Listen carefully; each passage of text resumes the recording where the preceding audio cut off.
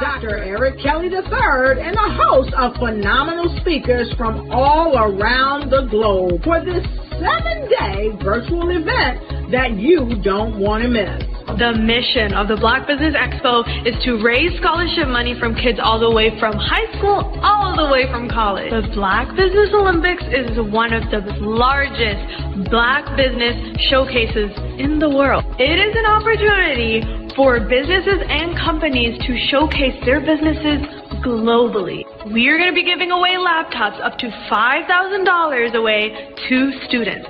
Again, I'm Olivia Appleberry, the founder of 2 Cents Finance and one of the speakers for the expo. I am so excited to see you there. For more info, go to www.blackbusinessexpousa.com or call 919-308-9090 and hope to see you there.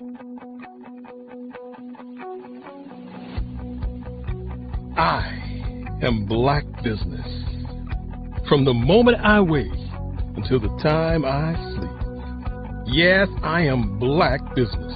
I am Black Business. Tell me, are you Black Business? I am Black Business.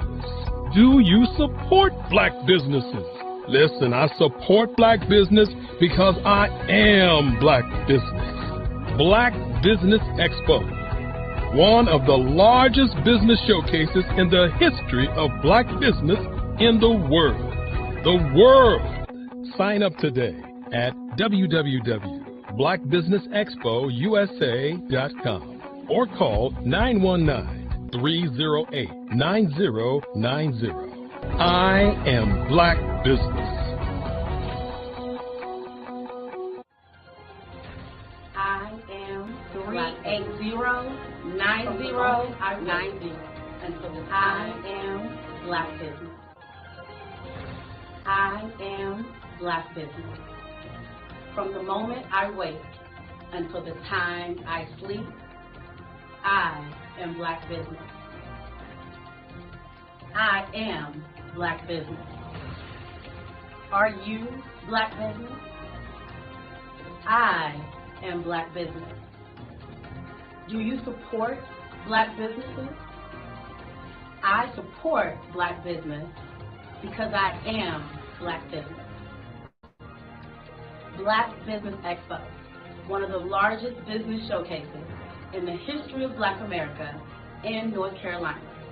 Sign up today at www.blackbusinessexpousa.com or call 919-380-9090. I am Black Business. I am Black Business. From the moment I wake until the time I sleep, I am Black Business.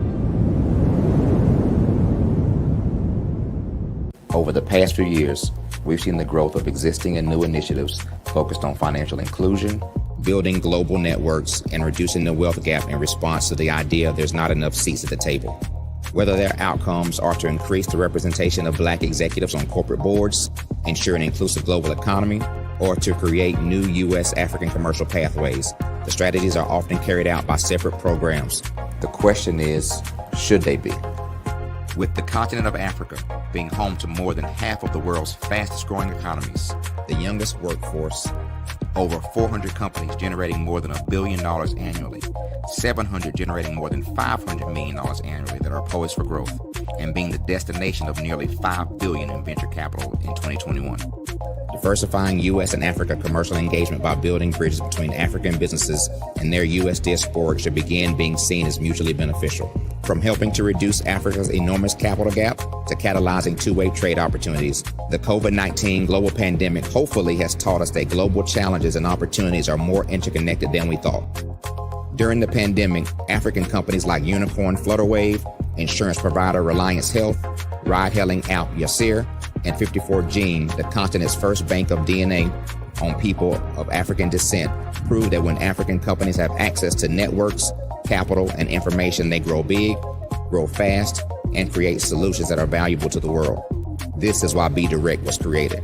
We are the first U.S.-based but African-centric board preparedness and board search company designed to connect U.S. Black talent and corporations to African businesses.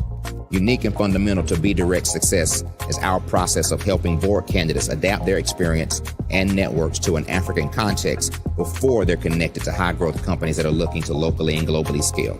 From our focus groups with African business execs and government leaders, we don't ignore the sentiment that business is easy, but people are hard. Having a pool of board candidates with hard-to-access networks and extensive experience across the business life cycle, including successfully raising capital, is table stakes for an initiative like this. So yes, we have that. But corporate or entrepreneurial success in the U.S. does not guarantee success in Africa. Developed alongside industry partners on the continent, our training program, BDirect Prep, is designed to transpose their experience to create cultural comfort, understanding, and a commitment to helping businesses in Africa scale. Our board governance sessions are African, continental, and country-specific, integrated with cultural awareness and dexterity training, masterclasses led by African industry execs, and mentoring and coaching from African continental-based facilitators. But even more unique to BDirect Prep, we cap off our training program with an immersion trip to help candidates that have not been to Africa before see and feel Africa's complexity and opportunity from African soil. We all know traditional network-based board placement has historically left a lot of us out of ever really being in the paid board pipeline. Our strategy supports the work of many great organizations that are successfully filling seats at U.S. board tables by creating more tables for those that are still left on the sideline. It's time to start seeing the role and value of U.S. Black talent and businesses on the continent of Africa differently. Old perceptions and habits limit economic inclusion. Let's transition Black talent and the African businesses they will support from the periphery of the global economy to its core. Living in a global lockdown, we all know now how fast local and global economies can change, and see the value of having businesses that hire, strengthen local value chains, and even grow globally. Status quo in any form holds back progress.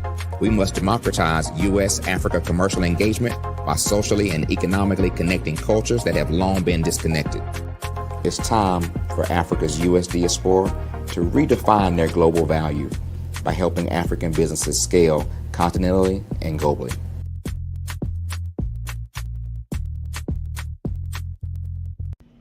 Why do I do what I do? You know, my life coach asked me that a few years ago, and she said, Tony, what's your why? And I told her, and she said, girl, you've already accomplished that.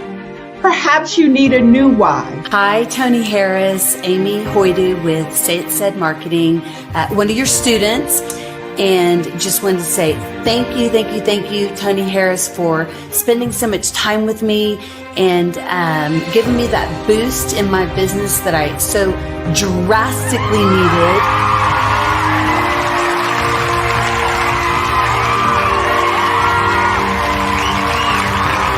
My why is to touch, move, and inspire my clients to take drastic steps to be better than they were before they met me. I'm a resource. I'm a connector. I want to help people build deeper relationships that are beneficial to their life and business.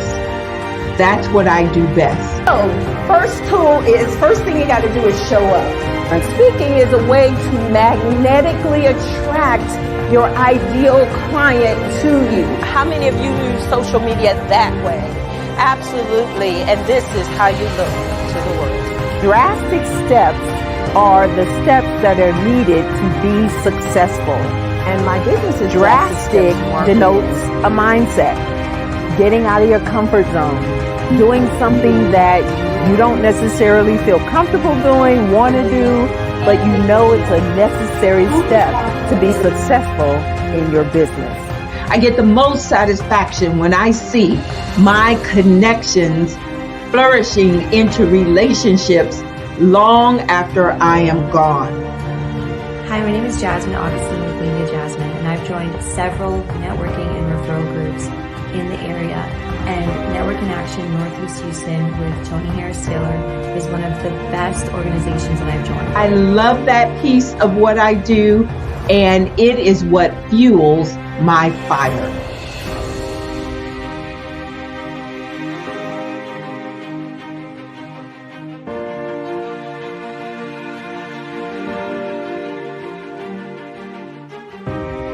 My name is Tony Harris Taylor, saying take a drastic step today for a fantastic tomorrow.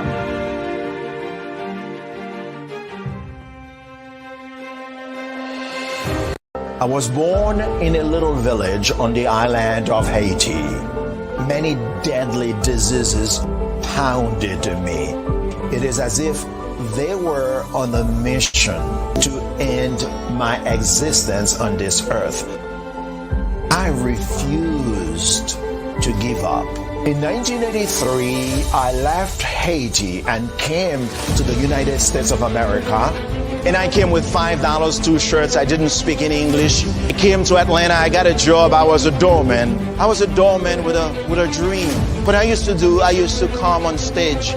I'd rehearse this moment that I'm standing in front of you. That's the power of a dream. Maybe days that you be acting as if you already have it. And then step out with full force. Take a risk. No condition is permanent. Don't let your situation distract you. You are chosen. You are called. You are born for a purpose in this life.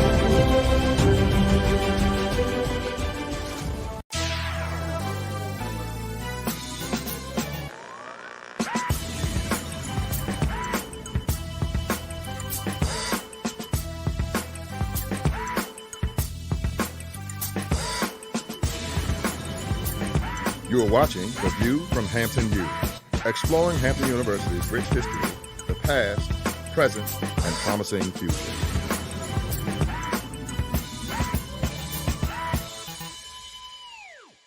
Welcome to Hampton University and The View from Hampton U.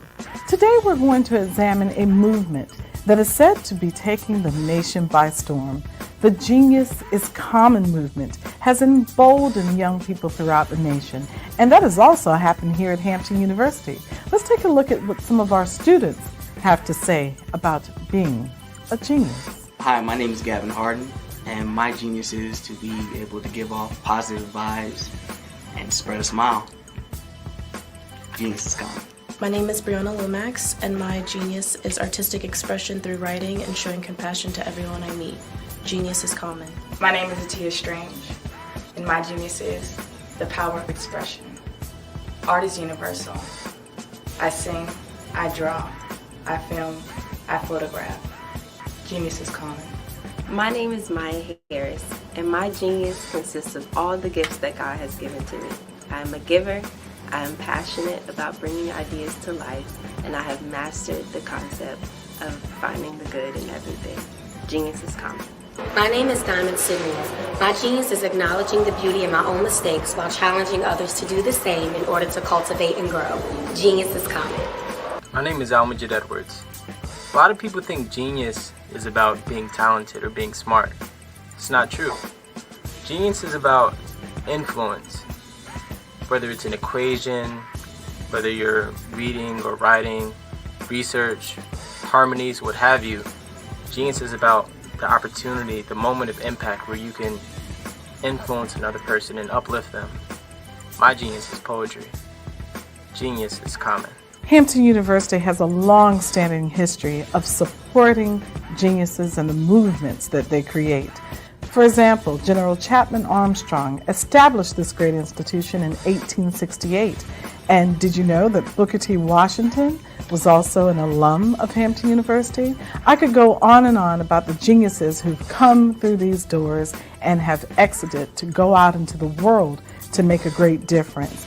That's what's important to us. That's what's important about the Genius is Common movement. What is your genius? You should take the time to think about that today. So thank you for watching The View from Hampton U. And remember, genius is truly common. Hi, my name is Holly Bird Miller, and I am the brand and beauty ambassador for the Genius is Common movement. I have 27 years in sales, marketing, business development, branding, and brand strategy. So my genius is common. What got me into the love of branding and beauty is I love to allow our professional clients to look like the best version of themselves, to elevate their executive presence. So I've surrounded myself with a global team of videographers, photographers, hairstylists, makeup artists, wardrobe stylists, social media managers, and brand strategists to make sure that we are your one-stop branding agency. So I am so proud to be the brand and beauty ambassador for the Genius is Common movement. My genius is common.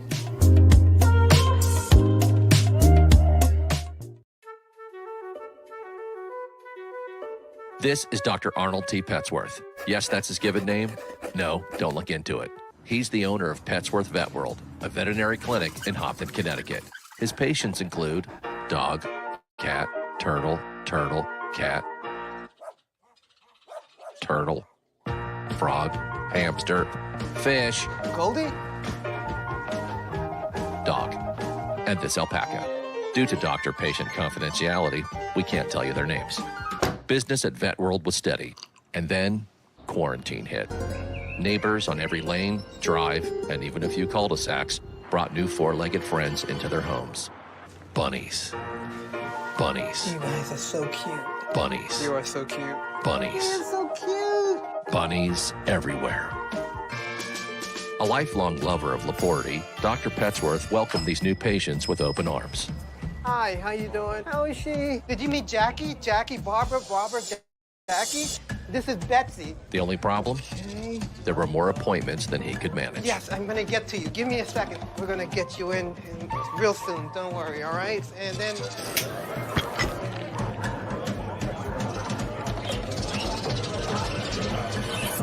That's when Dr. Petsworth turned to his American Express business card, which offers flexible spending limits that adapt with his business. He decided to hire a new assistant, Julio, who's actually more of a bird guy. But that's just between us. And with the power to make big purchases in his hands, he used his card to furnish a new exam room with extra tail space. Together, Dr. Petsworth, Julio, and American Express Business made sure all the pets of Hopton got the love and care they deserved. All right, Julio, man, that was great, man. And everyone was happy. Especially these guys. Get the card built for business by American Express.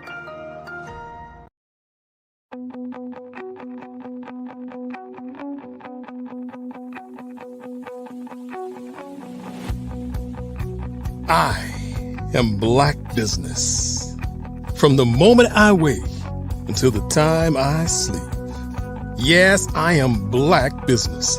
I am Black Business. Tell me, are you Black Business? I am Black Business. Do you support Black businesses? Listen, I support Black business because I am Black Business.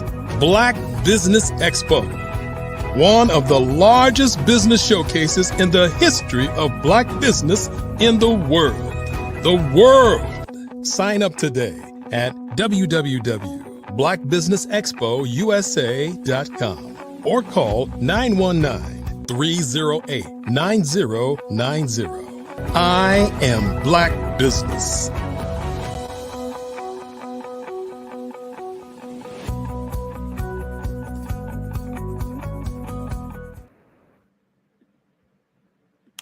Great day, business owners, entrepreneurs, thought leaders, and corporations. Welcome to the Black Business Network.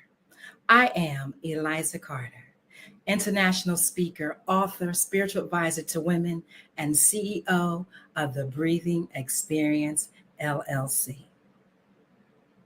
You can visit us at thebreathingexperience.com. I am your anchor for this morning on the Black Business Network. The Black Business Network is a 24-hour business network showcasing Black businesses, business owners, entrepreneurs, and thought leaders worldwide.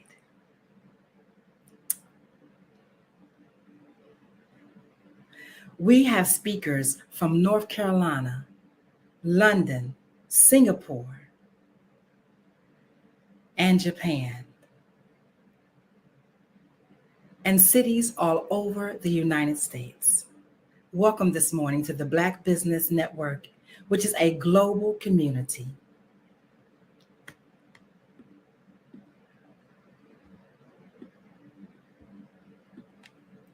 Sharing its business knowledge to empower, inspire, and educate businesses about business.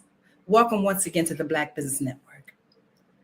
Our keynote speaker this morning is Mr. Steve McCullough, president of Steve McCullough LLC, is a veteran and leadership development expert with over 20 years of training leaders. He is an international keynote speaker, professor, healthcare professional, consultant, published author, and trained passionate about developing leaders. Welcome this morning, Mr. Steve McCullough. How are you today? I'm good. Good morning. Awesome. We're looking forward to hearing you. Genius is common, and we will see you on the other side. Yes, ma'am. Thank you so much. You're welcome. First, giving thanks to my Lord and Savior, Jesus Christ, for allowing me another day to share those gifts that the Father's giving me. Thank you to the Black Business Expo Committee for this opportunity, and a special thank you for all of you who are tuning in this morning. My name is Steve McCullough. I'm the owner and president of Steve McCullough LLC, and we're a leadership development company. And over 10 years of teaching at colleges and universities, as well as over 10 years of training leaders in business on the corporate side. My experience has taken me internationally as a keynote speaker, consultant, trainer, professor, and then published author. I'm just so proud to be able to recently publish my first book for business. And I'm passionate about developing leaders the right way. So I want to start off today with sharing a very personal memory with you all. To set the foundation. So I want you to imagine walking into a gym for the first workout. Now, this memory is me preparing for my first professional football tryout. And this is when I just met my coach. And we were doing circuit training. So if you can imagine a room, a big circle room with all these different stations, there's 9 other guys, there's 10 of us. And at each station, our responsibility is to hold on for 1 minute and we rotate. We do that for 45 minutes. Now, my first station was the treadmill, and looking at this treadmill, it said level 15, and the treadmill is going at the moment. But on the dashboard, it's printed that this treadmill only goes up to level 12. So I'm wondering to myself, how do we at level 15, and it says only then the top level, level 12. So my goal for this treadmill is to stay on for 1 minute and then move on to the next station. Now, let's just say that it took me a couple times to actually get it down. And the treadmill is unforgiving, and it keeps on moving regardless if you want to or not. So this was my introduction to what we call overtraining. That's where we've learned to be consistent in our ability to run at a speed which is beyond our reach at that moment. But over time, you adjust and you ultimately rise. And our coach defined excellence beyond the normal capabilities, but with consistency. Today, I want to share 3 points of how to build excellence into your leadership development programs, in which I've termed the E factor. So first, we're going to start off with our definition, excellence. Now, if you have pen and paper, I want you to write these down. As you know, before, I am a professor, so I may throw out some nuggets for you to write down, and I want to hear from you afterwards. The definition is the quality of excelling and being truly the best at something. Again, the quality of excelling and being truly the best at something. And we're going to come back to that definition. And when we come back to it the second time around, I guarantee you're going to look at it a little bit differently. So as I said, I have 3 points for you today. And point number 1 is acquire the right tools that are focused on excellence. I'll say that again. Acquire the right tools that are focused on excellence. So I have 2 sides of my life, one in academia and then the other in business. And so let's talk about, for this first part, just academia. You know, as a professor, we provide our students with terminology, case studies, theoretical approaches, and in the basics of those understanding, and we also apply. We would teach application as well too. But a lot of times that application comes through those opportunities that you'll learn on the job. So you have internships, so on and so forth, but you're not really ingrained just yet until you get into the workforce. So for my new employees who have just graduated, okay, so now you've graduated from college or university or trade school, because everyone's not meant to go to college, but we want you to still get an education. And now that you're in the workforce, there's a couple of things, messages that I have for you. Number one, I don't need you to be able to regurgitate what you just learned. I need you to be able to apply it. I don't need you to tell me the latest theoretical approaches that you just went over. I need you to come up with new ideas to fix our current business approaches. That's why I hired you. And I need you to use those frameworks, which you've just spent time learning, and be creative enough to sharpen what we currently have and help us redefine new ones that are specific to our organization, industry, and the current and future needs of our society. In other words, I need you to be able to think and think excellence on top of it. I want your ideas to be outside the box. And I remember how you say it is also important. And I need you to bridge the gap between those who have not been in school for years, but they have earned their respect through their experience. A nugget, a winning formula for business is old wisdom and young energy. You need both of them. And I'm going to say that again. Old wisdom plus young energy, you need both. You know, as a professor, I've always found it disturbing when I see busy work assignments, okay, just busy work for no reason, which should be replaced with industry-related experiences. As a professor, I like to assign my students one particular assignment, and that's go interview an executive in your field that you want to endeavor in, because you have a small window of being able to say, I'm a student. Typically, if you say I'm a student, most executives will open the door for you because they want to invest in our future. So again, you have a small window, because after that graduation, you can no longer say I'm a student. You're going to have to make an appointment like everybody else. But most of my students off of this assignments have reported back to me that they received job offers. And just the experience alone gave them a different mindset. And it makes you think about what things a textbook or a 3-hour lecture can't really help you with. Now, I want to ask this question of which would be more beneficial: taking an internship that is already assigned, has instructions, you report to a location, or teaching you the skills on how to create your own internship or opportunity. Now, some of you might be saying, hey, what is he talking about? So let's think for a minute. I'm not knocking on internships, because I wouldn't be here if it wasn't for them. But my point is, part of the experience in teaching and teaching excellence as a leader is to make opportunities for yourself. Because again, after school, especially for my entrepreneurs out there, you're going to have to learn to make opportunities for yourself. Another example is a business lab that I created, just like you have a science lab. A business lab for me was particularly to create a boardroom experience. I didn't want to just tell my students about being in a boardroom. I didn't want to teach them the Robert Rules of Order, and I just didn't want to just lecture to them about it. I wanted to give them the experience. So with the help of our leadership at the college, I was able to rent out, so to speak, our boardroom that our executives actually use. And so I was teaching hospital administration students. So every start of the class, they would report to that boardroom. They would read a script that I had written out in regards to real scenarios. And it was interesting because as over time of the term, we would increase their difficulty. Now, the boardroom will be the start of a class, and we actually use the college boardroom.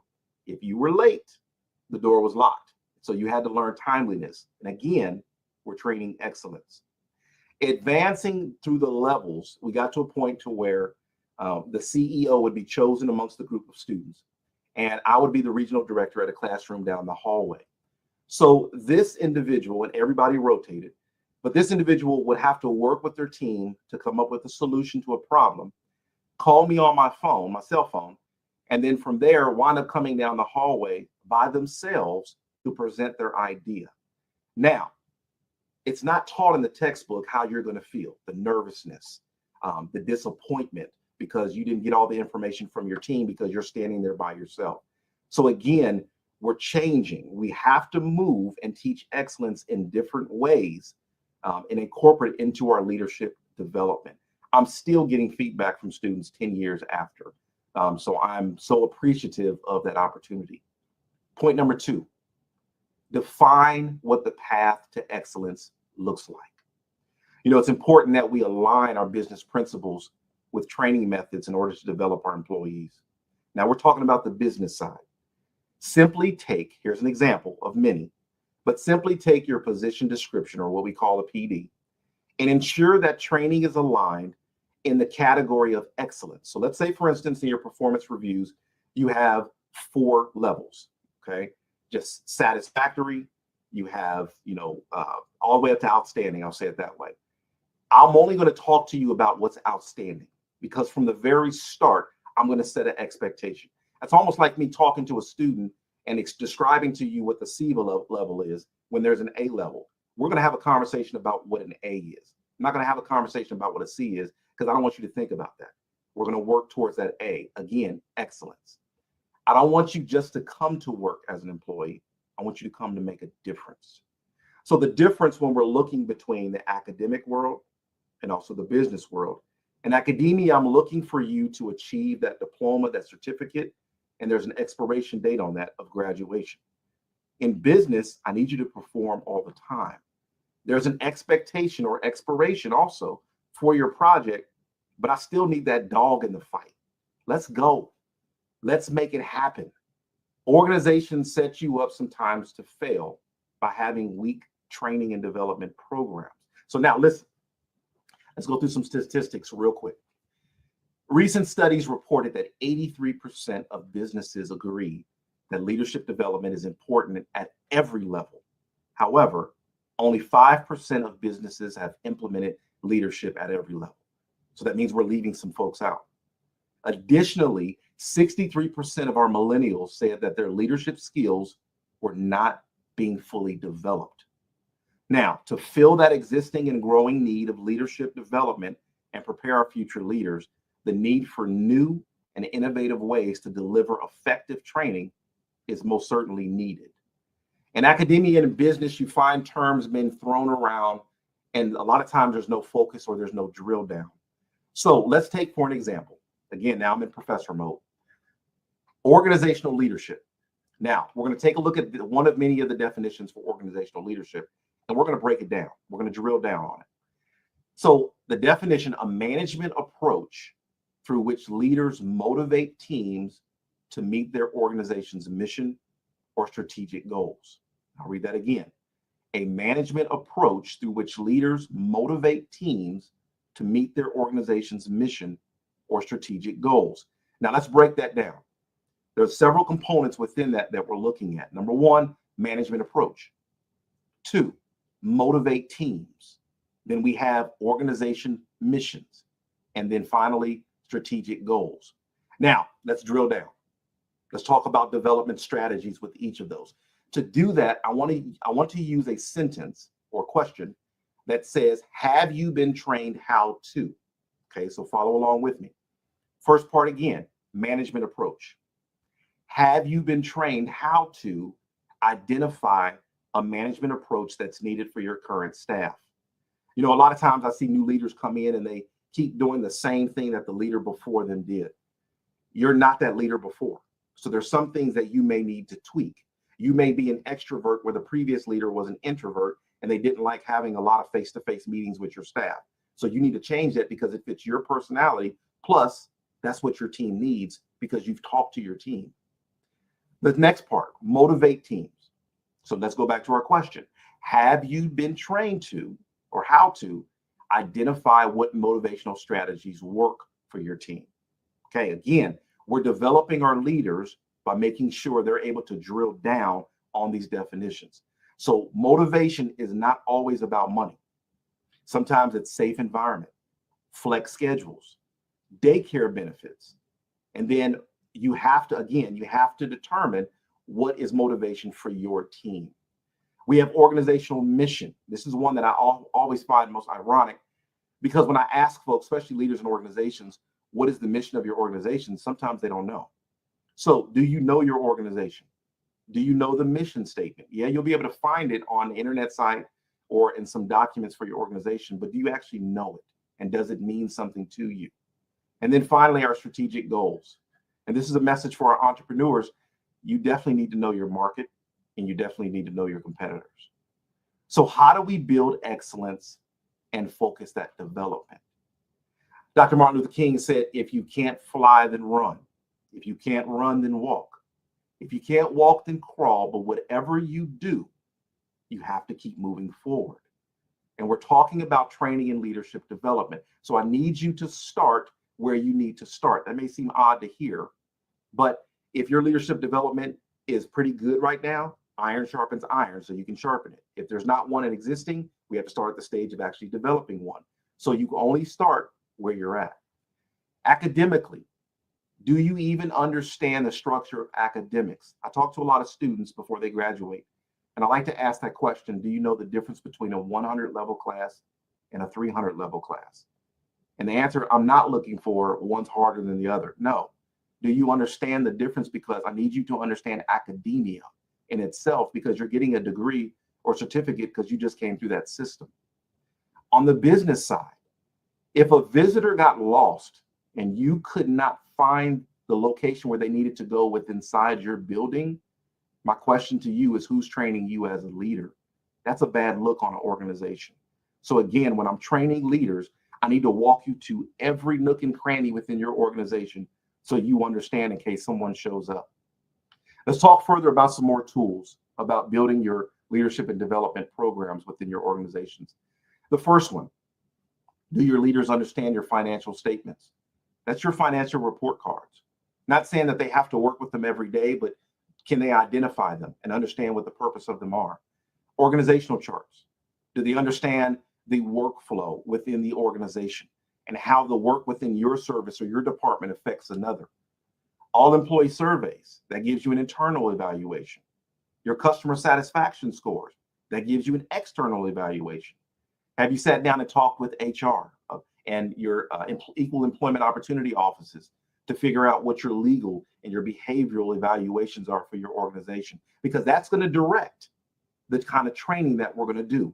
I'm not trying to guess on what kind of training that your leaders need. We need hard information to say, this is what we need. We need to get better in these areas. I want you to remember this in this stage: get better, get good, get great, be the best, and what a lot of folks forget, how to remain the best. That's critical. Now, let's go back to the definition of excellence. The quality of excelling, of being truly the best at something. And again, the quality of excelling, of being truly the best at something. Now, we practiced drilling down a moment ago. Let's do that with this definition. So the state of mind with this definition, quality of, and then also being the best. If we look at it from a time frame perspective, we're looking at the now. So in academia, typically when a textbook comes out, it's about 3 years old. That's typically, not always. But that's when it finally reaches a student. So what do you think that information, where the information is at? Sometimes the information is already outdated because you know today's technology and the advances, they're coming out very quickly. Take Michael Jordan, because Michael Jordan and LeBron have been in the news pretty much lately. If you looked at Michael Jordan coming in, and I remember looking at a clip from Magic Johnson talking about a conversation he had with the young Michael Jordan. But think about if Michael came in just to prepare to play against Magic and Larry, what happens with all the younger guys coming in right behind him? You have to be ready at every single level. So again, we have to look at it from a 360-degree angle of how do we prepare our leaders. So excellence is not just a now thing. It's a train on tracks and it don't stop. That's why you don't stop learning. Continue to always learn. Be involved with your industry and where things are going. You must incorporate excellence into your training. Point number 3, our final point. The excellence factor is unbridled training at the highest possible level. Again, the excellence factor is unbridled training at the highest possible level. Don't put your training methods in a box. I also encourage our supervisors and managers that if you're having, let's say, a Monday morning meeting, if it's sunny outside, take them outside. Don't always think you have to have your meeting in a boardroom. Change the setting.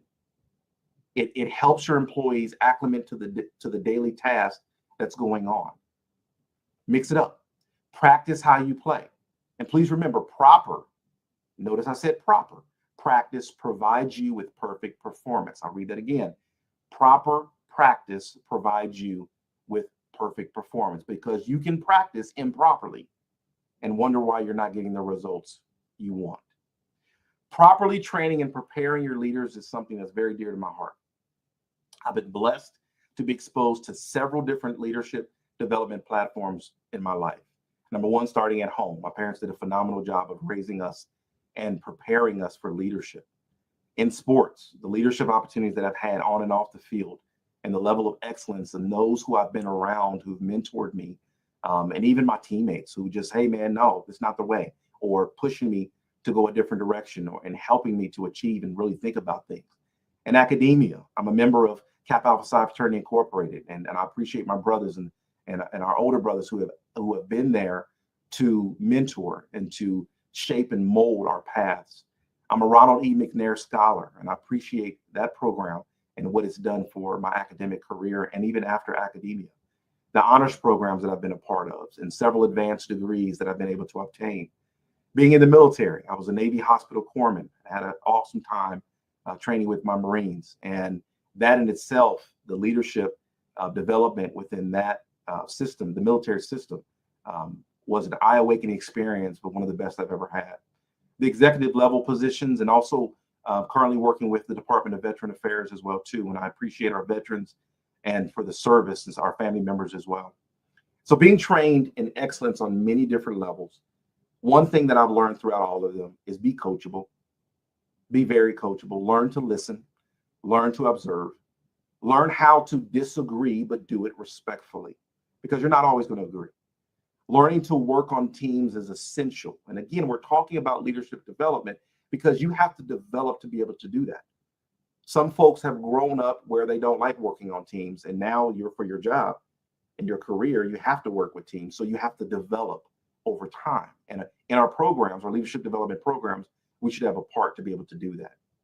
I've had amazing mentors who still and have helped me along the way. Excellence, it's not a lonely quality, but being a shared one, and you never make it on your own. Now, one of the things in the business world, we are in an unprecedented time after COVID. Now, this is where a lot of businesses find themselves shifting their models of how leadership development fits into their organizations. So my LLC, I launched it in 2015 as literally starting off as a resume review service. Now I'm a minority-owned leadership development consulting company, and that I'm very passionate about equipping our current and future leaders with what they need through innovative and effective training. The mission of my organization is to create impact through the presentation of practical learning with authentic experiences, and bridging the gap between academia and the business world, and inspiring our leaders of today and tomorrow. Within the last year, I've been able to create an additional line for our company to help churches with their business components. And I've worked with several churches in the past, and I've recognized this need. So I've just published my first book, Conversation Starter. Let's talk business, teaching, and training in churches, which you can find through Dorrance Publishing as well as on Amazon. And we're looking again at leadership development within churches on every level. The book is a must read for pastors and those in the business offices. And the purpose is simply just to get the conversation started. I remember one of the things that spoke out to me growing up and hearing the Bible stories is when Mary and Joseph, they had lost Jesus and they found him in the temple. And his reply was he was about his father's, some of you said it, business. Okay. So again, check out the book, and I definitely want to hear from you. Let's review several points, the 3 points that I went over today. Number one, acquire the right tools that are focused on excellence. Don't have mediocre tools. Start them off in the area of excellence, and you stay in that area, in that lane. Point number two, define what the path to excellence looks like. Point number 3, the excellence factor is unbridled training at the highest possible level. Be creative with your training. In closing, I want to leave you with this. Write the vision and make it plain, but also understand that the vision comes at an appointed time. Excellence does not happen overnight. It takes time. And strategic thinking is critical when we're developing our plans for excellence. As we are developing our leaders, always think servant leadership. The higher the levels you go, the more quieter you're going to be because you need to listen more. And your thought process is not to take, but to give more. When this is done and it's done right, the focus is on sustaining excellence and not just getting there, but again, sustaining it. I'm very appreciative of this opportunity to speak to you all today. If you want to book me to speak at your next events, come talk to your teams. You can contact me through my website, stevemccullough.com. And again, I'm very appreciative of this opportunity. Thank you. God bless.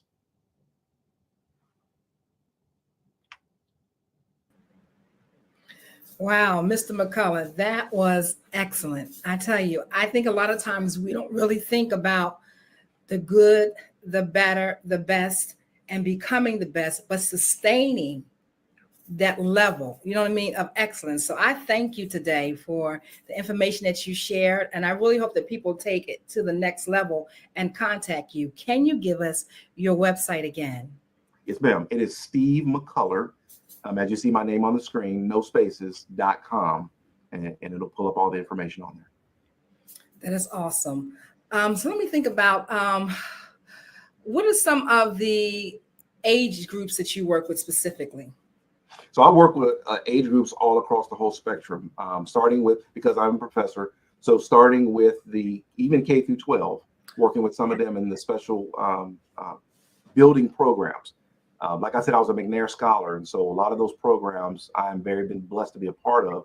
So our K through 12, we have junior achievement, different programs like that I love to talk to our young folks. And then, of course, the college age, because that's what I deal with. But then even in business, too, the whole spectrum of a new employee all the way up to our senior executives.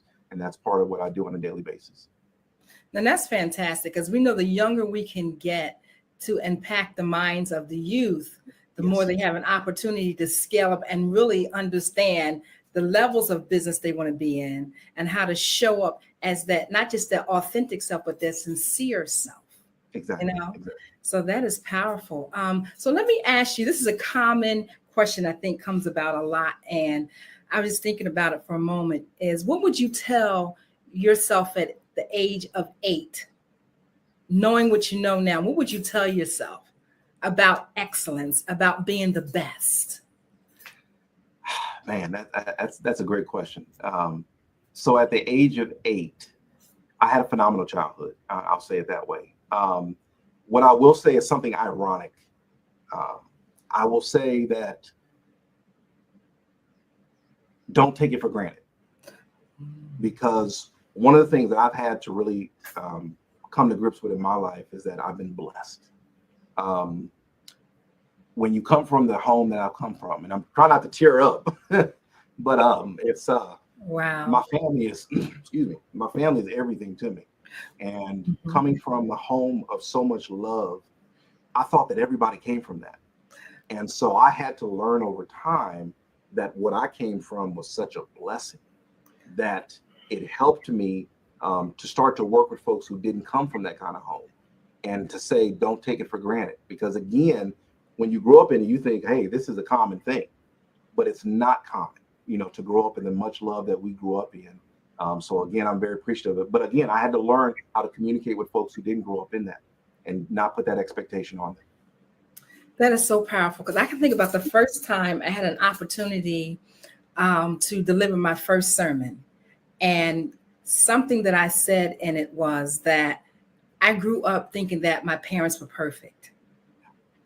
And the feedback I got from some of the people afterwards, even though I went a little further to say, there were some things that happened in my life that brought about realities that I did have to appreciate where I was. I had to appreciate that my parents were tailored for me. I had to appreciate that even in the perfection of what I thought was perfection, I was learning how to grow with a family that met my needs, So, and I learned that everybody has to be able to learn to grow with whether the needs are met or not. There's always somebody in your life that loves you, but can you accept that love from those that God has put in your life? Or does it have to be that it comes from your mother or your father or your aunt or your siblings? You know what I mean? So learning to just be able to teach that. The feedback I got was that, Eliza, this is not the population you should be talking to.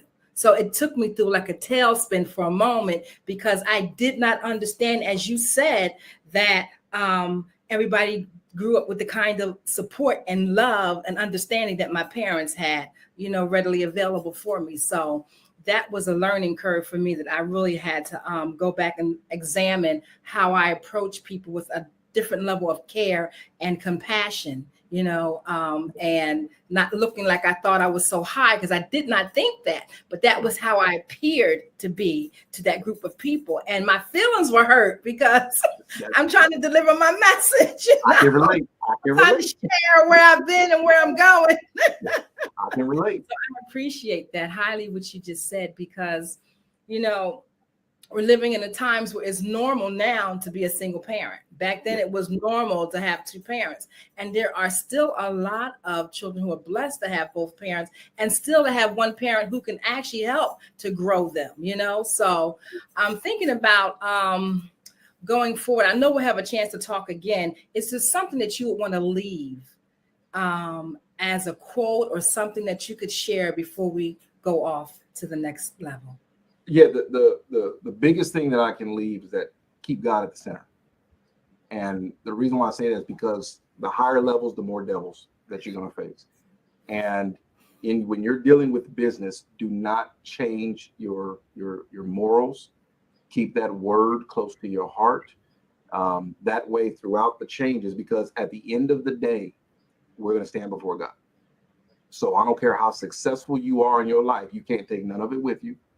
And if you keep God the main focus, then he will continue to bless you. And on a caveat to that is some folks, they think they have to have that magic formula to be successful. If God gave you a gift, success is going to find you automatically. I love that, because we know systems work. I was talking to somebody recently about systems and goals, how we always have these goals, but we don't have these systems in place. So you can't always reach the goal if you don't create some systems to get to the goal, Exactly. And I think that has to be taught too, because people are always like, I got a goal to do this, I got a goal to do that. But if you don't have the blueprint, if you don't work the blueprint, you know what I mean? Or understand that you have to have the blueprint, then you find yourself going like this, even though you could be going like this anyway. But when you have the blueprint, it does help to keep you in a pace and in a focus and in a vision that you are actually chasing after something that allows you to see what it is that you're bringing together to get to that place that is not just a goal. It's just a life process, right? Exactly. Couldn't say it better. Life process. Yes. Exactly. So thank you, Mr. Steve McCullough. Once again, what's your website? It's stevemccullough.com. Thank you. Genius is common, and we will see you on the other side. Thank you. The Black Business Expo's mission is to raise funds for high school students to go to college. This expo is a fundraiser for students. You may go now to www.blackbusinessexpousa.com to donate to the scholarship fund. Our goal is to give 10 laptops and up to $5,000 to students, and students can register now online at www.blackbusinessexpousa.com, or look at the Cash App on the screen. Let's thank the Black Business Expo US sponsors for June of 2023. We have NC 100, Moody Capital Partners, Suede Soul, Lotus Richey Coaching and Training,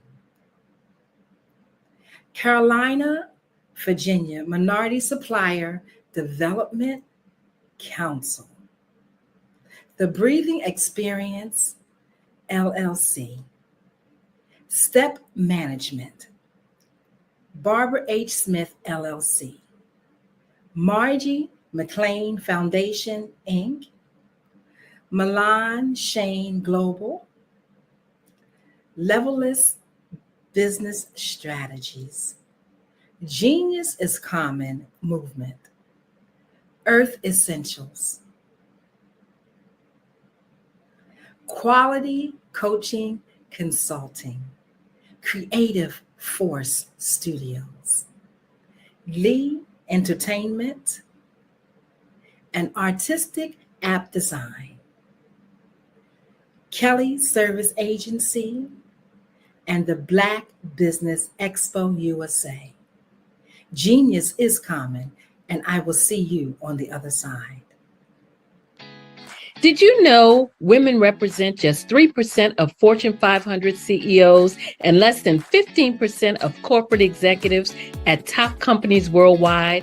Have you wondered what the secrets are to getting into the top ranks, whether in the private or public sector?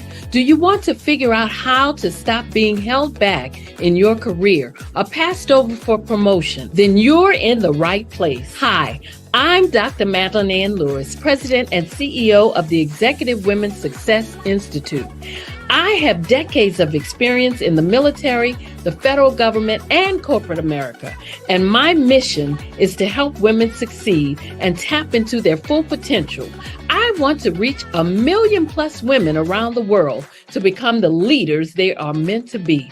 So if you want to move into a management or executive level position, or maybe you are a female veteran transitioning out of the military into business entrepreneurship, then reach out to the Executive Women's Success Institute at 301-693-3284. Let us get you on the fast track to success.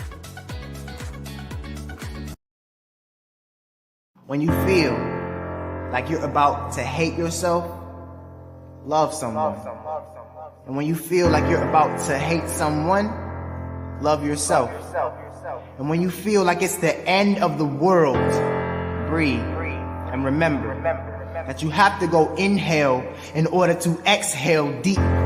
Like a person who thinks too much. I thought about the word genius and thought, genie in us. Then I thought, if there's a genie, then there must be wishes. So I made a wish upon my genius and became inspired to write a piece about war and the way that it destroys worlds, boys and girls weeping over spirits no longer married to the corpses that carried them as child, laughing, funny. How air forces its way back in even when we just want to exhale. Well, I didn't finish that poem because I'm a firm believer in oneness. So no matter how much I disliked the military, I kept coming to the conclusion that all the soldiers in the army are me. So I went back to my genie and I made another wish.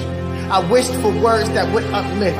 The genie sent me poems that sounded more like spaceships, because you know we've been working is gracious and we ain't made shit. I wished we could fly as a spaceship that fly so high that we no longer need to exhale, because we in heaven fly so far and so fast into outer space that we end up turning into energy. G for genius, for genie, for magic, as you are, as you were, and as you always will be, made of the same star that you see as far, but in fact so close enough for us to shoot for, because Lord knows we need something to shoot for, because too often we are shot at. We gotta pay attention to buy time, to train ourselves to shoot back, not like bullets but like stars. Make wishes on the genie that you are, the genie in us, the genius in you, the only person on this earth smart enough to make the dreams that you hope for come true.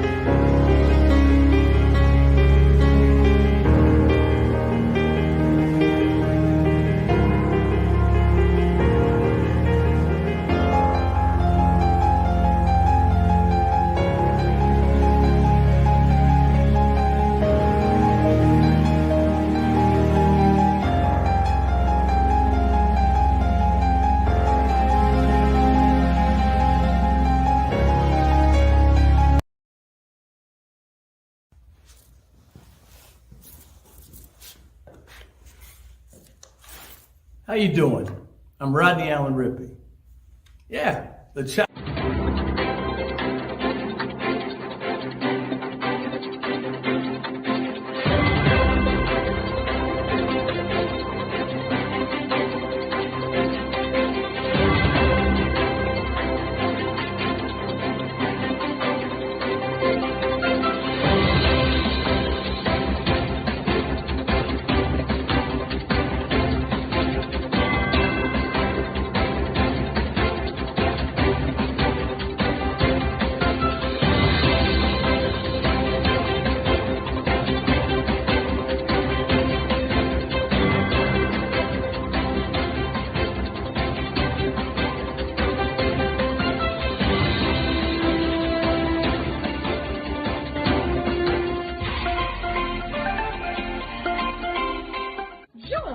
Dr. Eric Kelly III and a host of phenomenal speakers from all around the globe for this 7-day virtual event that you don't want to miss.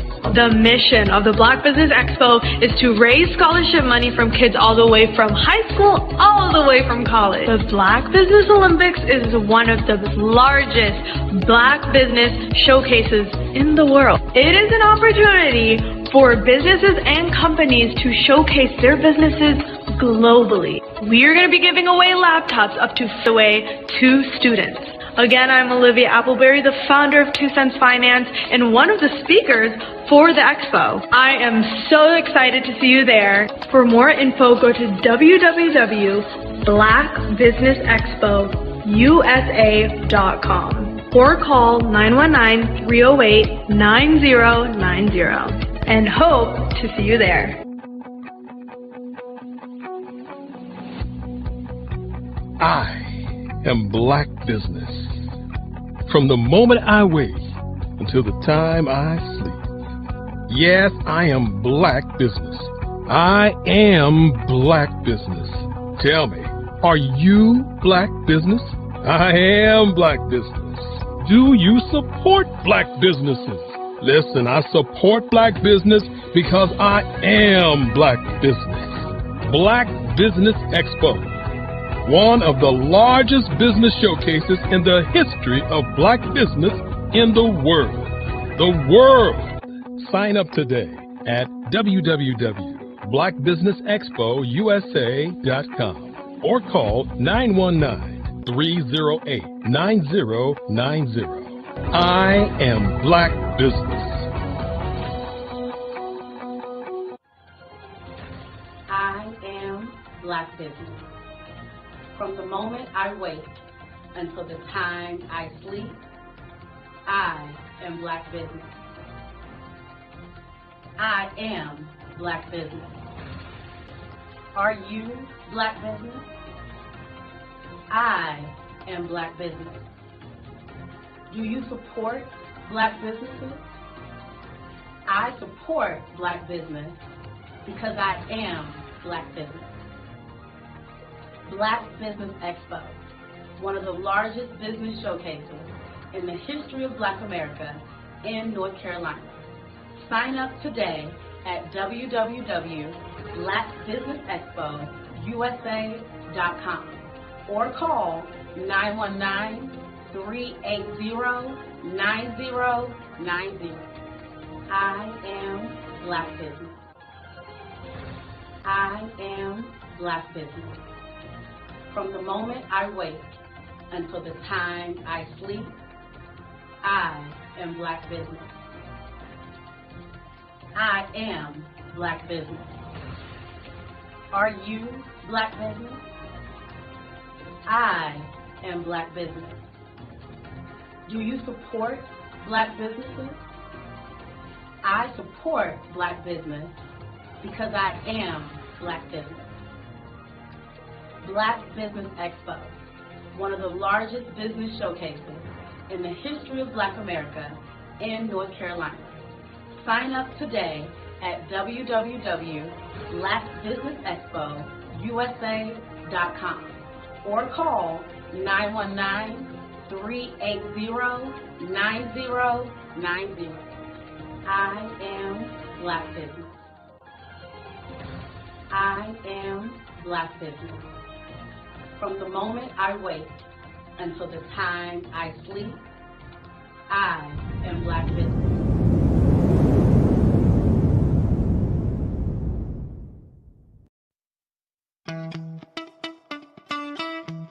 How many times have you been asked to help someone you didn't even know, a student, a business entrepreneur, or did you ever even ask, where did they end up? That business, that friend, that entrepreneur.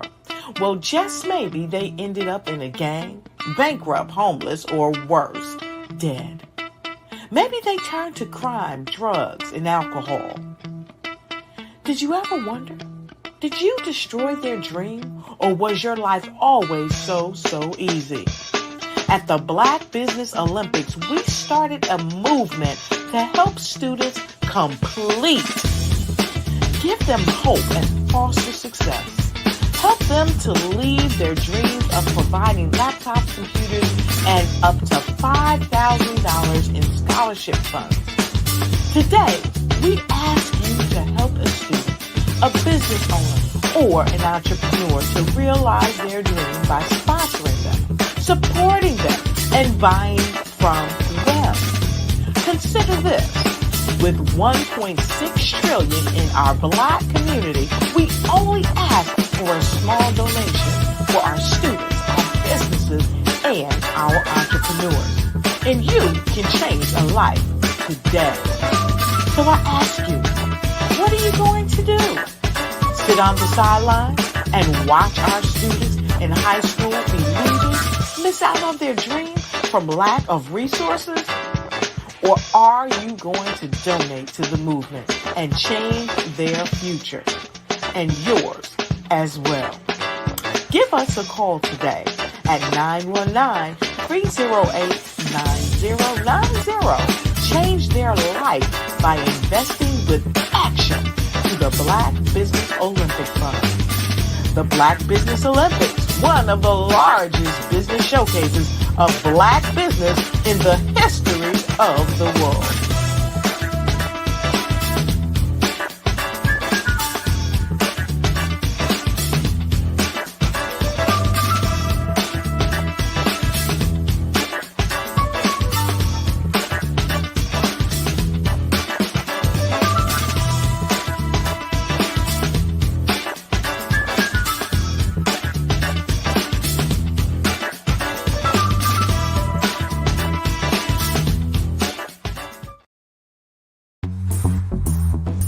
Attention all entrepreneurs and companies. Are you looking for reliable and efficient virtual assistants and back office support to help you manage your business tasks? Look no further than Superwoman Business Services. Our team of virtual assistants provides a full range of administrative support services, including operations management, social media marketing, and much more. We also offer website design services to help you create a professional online presence that reflects your unique brand. In addition to administrative support and website design, we offer business development and structuring services to help you grow your business and achieve your goals. We'll work closely with you to identify areas of improvement and develop a customized plan to help you reach your full potential. At Superwoman Business Services, we understand that running a business can be overwhelming and time-consuming. That's why we're here to help you fly high and achieve success. Our virtual assistants are highly skilled, experienced, and dedicated to providing you with the support you need to thrive. Come fly with us and take your business to new heights. Let us help you become the superhero entrepreneur you are meant to be.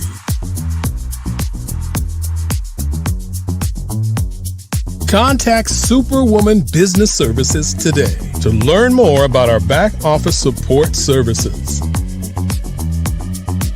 Come fly with us and take your business to new heights.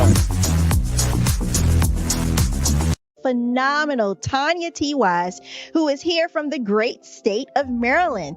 Tanya, welcome and thank you for being with us today. Can you indulge our audience a little bit and tell them just a little bit more about who you are and what it is that you do? Well, I love being able to talk to people and have a magnetic attitude, being able to just show them. So I always like to say, level up is Coach at Tanya T. Wise here.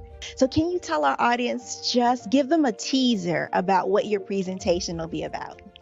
So my philosophy is that we should all be living our dream life. So tomorrow I'm going to talk about how you start living your dream life. What are some of the things that you thought about in your childhood that you just kind of let go and dormant? Wow. And I want to reignite that and just give you some pointers and some tips, some tools, some strategies to be able to start living your best life now. And guess what, Wanda? And leave an inheritance for your legacy. Oh my goodness. Okay, I know that's resonating with a lot of people. I've heard that you have a dynamic coaching program. Can you tell us a little bit more about that? Absolutely. So our coaching program help people that have the lack of time, that lack strategies, and lack the confidence to go after their dream life. So we help them implement tools, we help them implement strategies, as well as give them resources so that they can live their best life now and leave that inheritance. Wow. Oh, I love that. I love the leave the inheritance part.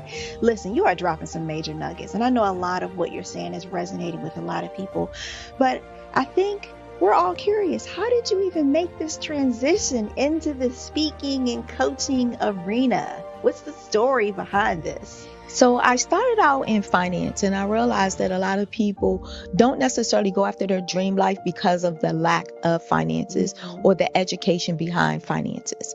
But it wasn't until I lost my firstborn, my only son, that life changed for me.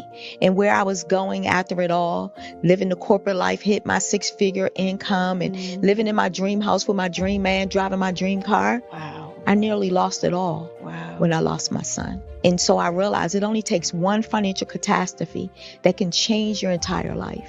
That's what made me start All New Beginnings. Because no matter what's going on in life, there's a new beginning. And because of that, we develop a program called Wise Minded. My little slogan is, don't just dream it, let's live it. If they want to connect with you or work with you, what is the best ways for them to be able to do that? Well, for my social media guru, you can connect with me on every single social media platform as Tanya T. Wise.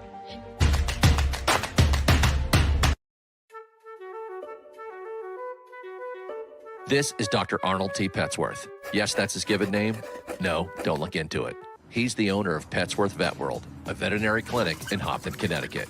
His patients include dog, cat, turtle, cat, turtle, frog, hamster, fish, Goldie, dog, and this alpaca. Due to doctor-patient confidentiality, we can't tell you their names. Business at Vet World was steady, and then quarantine hit. Neighbors on every lane, drive, and even a few cul-de-sacs brought new 4-legged friends into their homes. Bunnies. Bunnies. you guys are so cute. Bunnies. You are so cute. Bunnies. You're so cute. Bunnies everywhere. A lifelong lover of Laporte, Dr. Petsworth welcomed these new patients with open arms. Hi, how you doing? How is she? Did you meet Jackie? Jackie, Barbara, Jackie? This is Betsy. The only problem?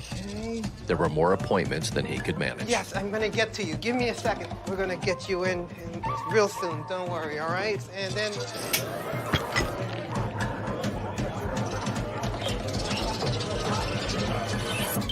That's when Dr. Petsworth turned to his American Express business card, which offers flexible spending limits that adapt with his business. He decided to hire a new assistant, Julio, who's actually more of a bird guy. But that's just between us. And with the power to make big purchases in his hands, he used his card to furnish a new exam room with extra tail space. Together, Dr. Petsworth, Julio, and American Express Business made sure all the pets of Hopton got the love and care they deserved. All right, Julio, man, that was great, man. And everyone was happy, especially these guys. Get the card built for business by American Express. Did you know a typical passenger vehicle that has a fuel economy of about 22 miles per gallon and drives about 11,500 miles per year emits about 4.6 metric tons of carbon dioxide on an annual basis? In order to save this planet we call home, we have to make an immediate change in the way we navigate everyday life. Derrick Automotive is that change. Our ambition is to build full-size, near-zero emission electric drive vehicles that don't rely on the electric grid. Derrick Automotive makes driving an electric vehicle extremely convenient without sacrificing a sleek, modern design that is sure to capture the attention wherever you go.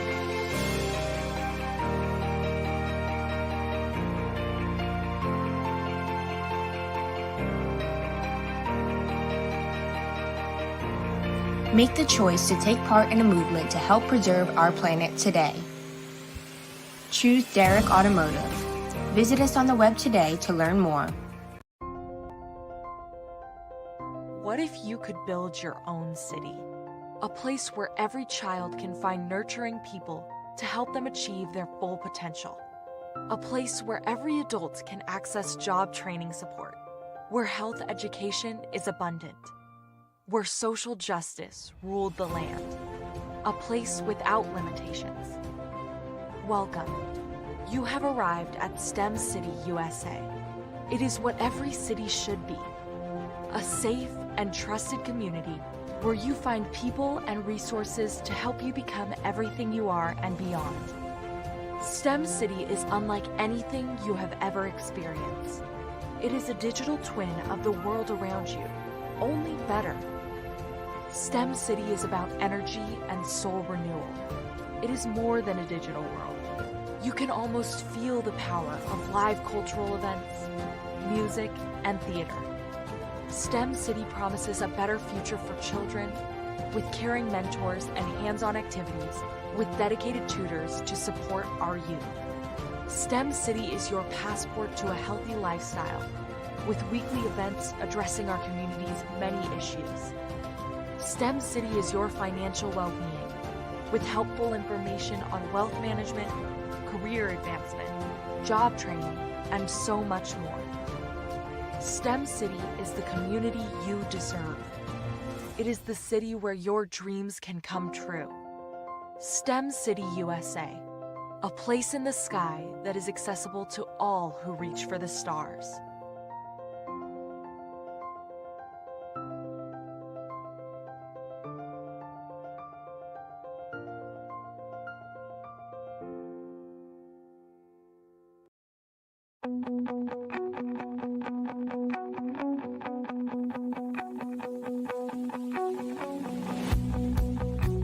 I am Black Business. From the moment I wake until the time I sleep. Yes, I am Black Business. I am Black Business.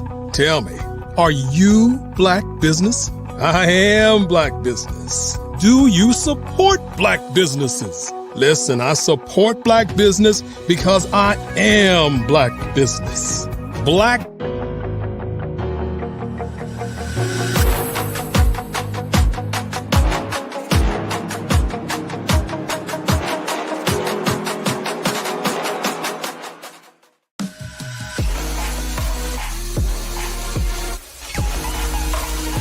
Your story is powerful. Your brand is valuable. Your business deserves to be seen, heard, and followed. The Black Business Olympics has given you the stage, showcasing Black entrepreneurs speaking on stage, networking, and leading their businesses. Now, let's take your business even further. With the Black Business Olympics logo and clips of past events and inspiring speakers, we celebrate the power of visibility and the impact of your unique story. Introducing 5-Star BDM's exclusive video creation services designed to transform your Black Business Olympics appearance into a powerful marketing tool. Our dynamic approach includes behind-the-scenes shots of video editing, branding consultations, and social media marketing. We take your business story and turn it into a high-impact video that attracts clients, builds trust, and opens doors to new business opportunities. With polished content, testimonials, and high-energy graphics, your brand will shine brighter than ever. Our process is simple and effective. Step 1. We extract the best moments from your Black Business Olympics speech. Step 2. We craft a compelling branded video with your business details, call to action, and testimonials. Step 3. You receive ready-to-share professional content for social media, websites, and email marketing. With our AI-enhanced video marketing strategies, your message reaches the right audience at the right time, so your business grows while you lead. Hear from successful entrepreneurs who have worked with 5-star BDM. After working with 5-star BDM, my brand awareness skyrocketed. My Black Business Olympics talk became my #1 lead generator. The video they created gave me the confidence to pitch my business to major investors. Game-changing service. These testimonials showcase the transformative power of our services and the success that follows. Your business is your legacy. Your story matters. Let's make it unforgettable. Use your videos to land deals, grow your online presence, and dominate your industry. The message is clear. Get your custom video today. Visit 5starbdm.com. 5-Star BDM. We build 5-star brands that people will follow. Are you ready to be next? Email Black Business Network for your special pricing.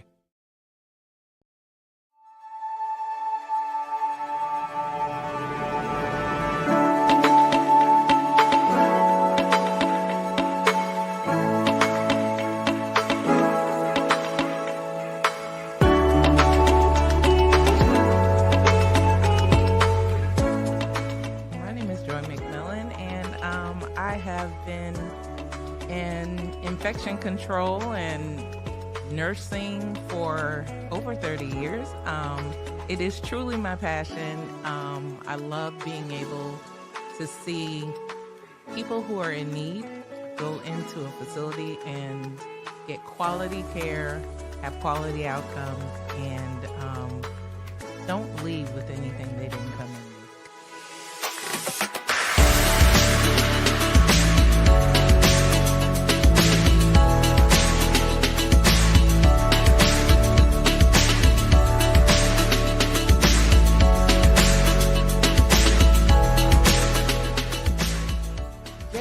Infection control experts is really about having the ability to partner with facilities, partner with organizations who may not have the resources to be able to make sure their residents or patients, depending on the setting, get the best care that they have.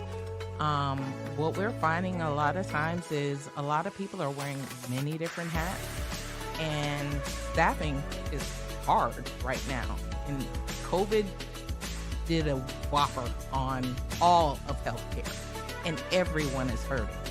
So I come in, and our organization, we're here to be that support system for them, to provide that extra pair of hands, the innovation that they need for efficiencies, things that are going to make the difference in what happens. And we don't come in when the surveyors come in. What differentiates us is we're their partner. So when you get us, but we're helping you proactively monitor, proactively engage, proactively look at real-time information so that we can make the difference ahead of time.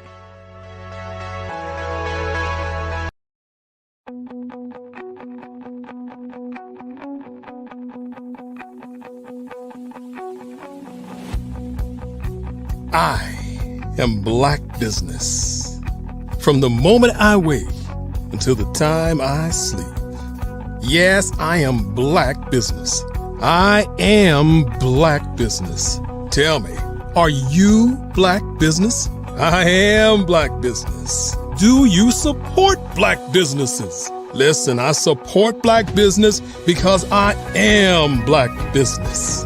Black Business Expo, one of the largest business showcases in the history of Black business in the world. the world. Sign up today at www.blackbusinessexpousa.com or call 919-308-9090. I am Black Business.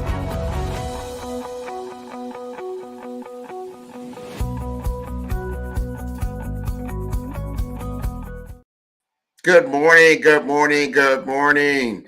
Business owners, entrepreneurs, thought leaders, and corporations, welcome to the Black Business Network. My name is Grant McGaugh, CEO of 5-Star BDM and host of the award-winning Follow Brand podcast and TV series, and I am your business moderator for this day on the Black Business Network. The Black Business Network is a 24-hour business network showcasing Black businesses, business owners, entrepreneurs, and thought leaders worldwide. And we have speakers from North Carolina, London, Singapore, Africa, Japan, and cities all over the United States. The Black Business Network is a global community sharing its business knowledge to empower, inspire, and educate businesses about business. And today, our speaker is Tamika James. She is a dynamic entrepreneur, author, and transformation coach who empowers professionals to pivot with clarity and confidence. Formerly an international stylist and salon owner known for pioneering advanced weaving techniques, Tamika has trained thousands of beauty professionals across the globe. She is the author of You Got Way More in You, Where Is It? And the founder of CTJ 360 Photo Booth, a multimedia business that enhances event engagement and brand visibility through interactive storytelling. And today she helps entrepreneurs align their vision through her PSO framework that is planned, strategized, and organized, bridging business and life for sustainable success. So whether on stage or in strategy sessions, Tamika's energy inspires action and authentic transformation. So I'd like to bring her to the stage today. Welcome, Tamika James. Great morning. Thank you. And how are you this day? I'm doing pretty good. Thank you so much. Hey, I am so, first, let me say this. I'm so excited. You have launched a whole new initiative, a whole brand new program in South Florida for women. I want you to help the audience understand, first of all, why you did this and tell us more about it. Oh, why? Oh my gosh. Well, I was asked to do it and I know that I'm capable. So when you ask me and I know I can do it, plus it's already moving, I'm like, let's go. And mainly there's an initiative for women that was already online. And the founders were trying to find a way to actually get people around the country to get together in person. So they asked me to be the president of this organization in my local area. And I'm like, yes, I'm in. So it's about being a part of something that's bigger than myself. Wow, that's a big why, big why. Now, you're talking to, is it for Black professional women, anyone, or tell us more about who is this for? It's actually for women, period. And of course, I welcome my Black women to come on in and be dynamic, show up for themselves, and yeah, all of those things. But yeah, it's for women. It's for women. And it also is expanded to men who support the women as well. But we're mostly a women's organization. Yeah. I want to talk about that because, I talked to, matter of fact, I just got back from Guyana. And one of the persons that went with me, and who Sherry, she's always asking me about perspectives and viewpoints. Like, well, how do you see this? And I'll tell her my perspective. And she said, well, this is how I see this. And we often find out that there is a degree of separation or difference between a male's point of view and a female's point of view. And I was like, this is interesting. And in our world, definitely we are heavily skewed to a male-dominated viewpoint on a lot of different things. So I understand why women are like, you know what? I want a voice. I need a stage. I need a platform.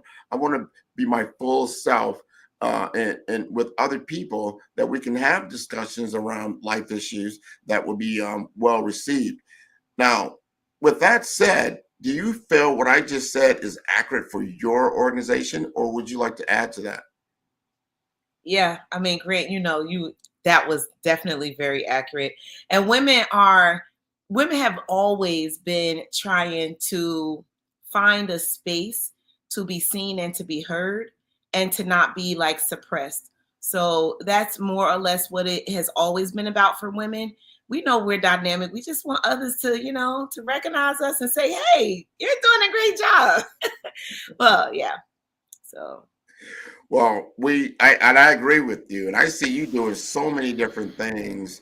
The other thing that I'm very impressed with you is that as we came out of COVID, and because of COVID, everybody got on virtual platforms, just like we're on now, because that was the only form of communication for business people.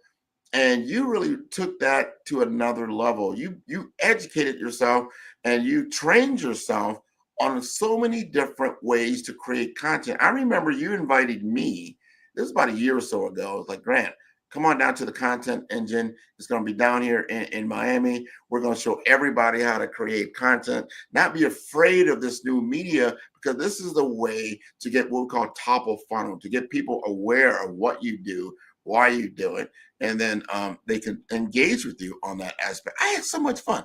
Tell us about content creation. And do you feel like women are not getting engaged, or they are getting engaged, or they over the top? But that thing is a big differentiator, especially now in the AI world, that you've got to know how to create content. What's your take on that? Yeah, content is super important, because I say this, if it's not on camera, it didn't happen in some people's eyes, right? So even though we have a lot of AI tools, we still need to get on camera, share our views, be in front of our audience, show that we actually care about the thing that we're speaking about. And we really have to show up for ourselves in a certain way. For women, it becomes a little difficult, because before, it depends on the woman, but before some women get on camera, there's makeup, there's hair, there's all different things, opposed to, even where a male will show up, okay, you put on your nice clothes, but you don't have to do all of those things. So females are filling those things, and then AI is helping us with that, because we have filters, we have all of these things.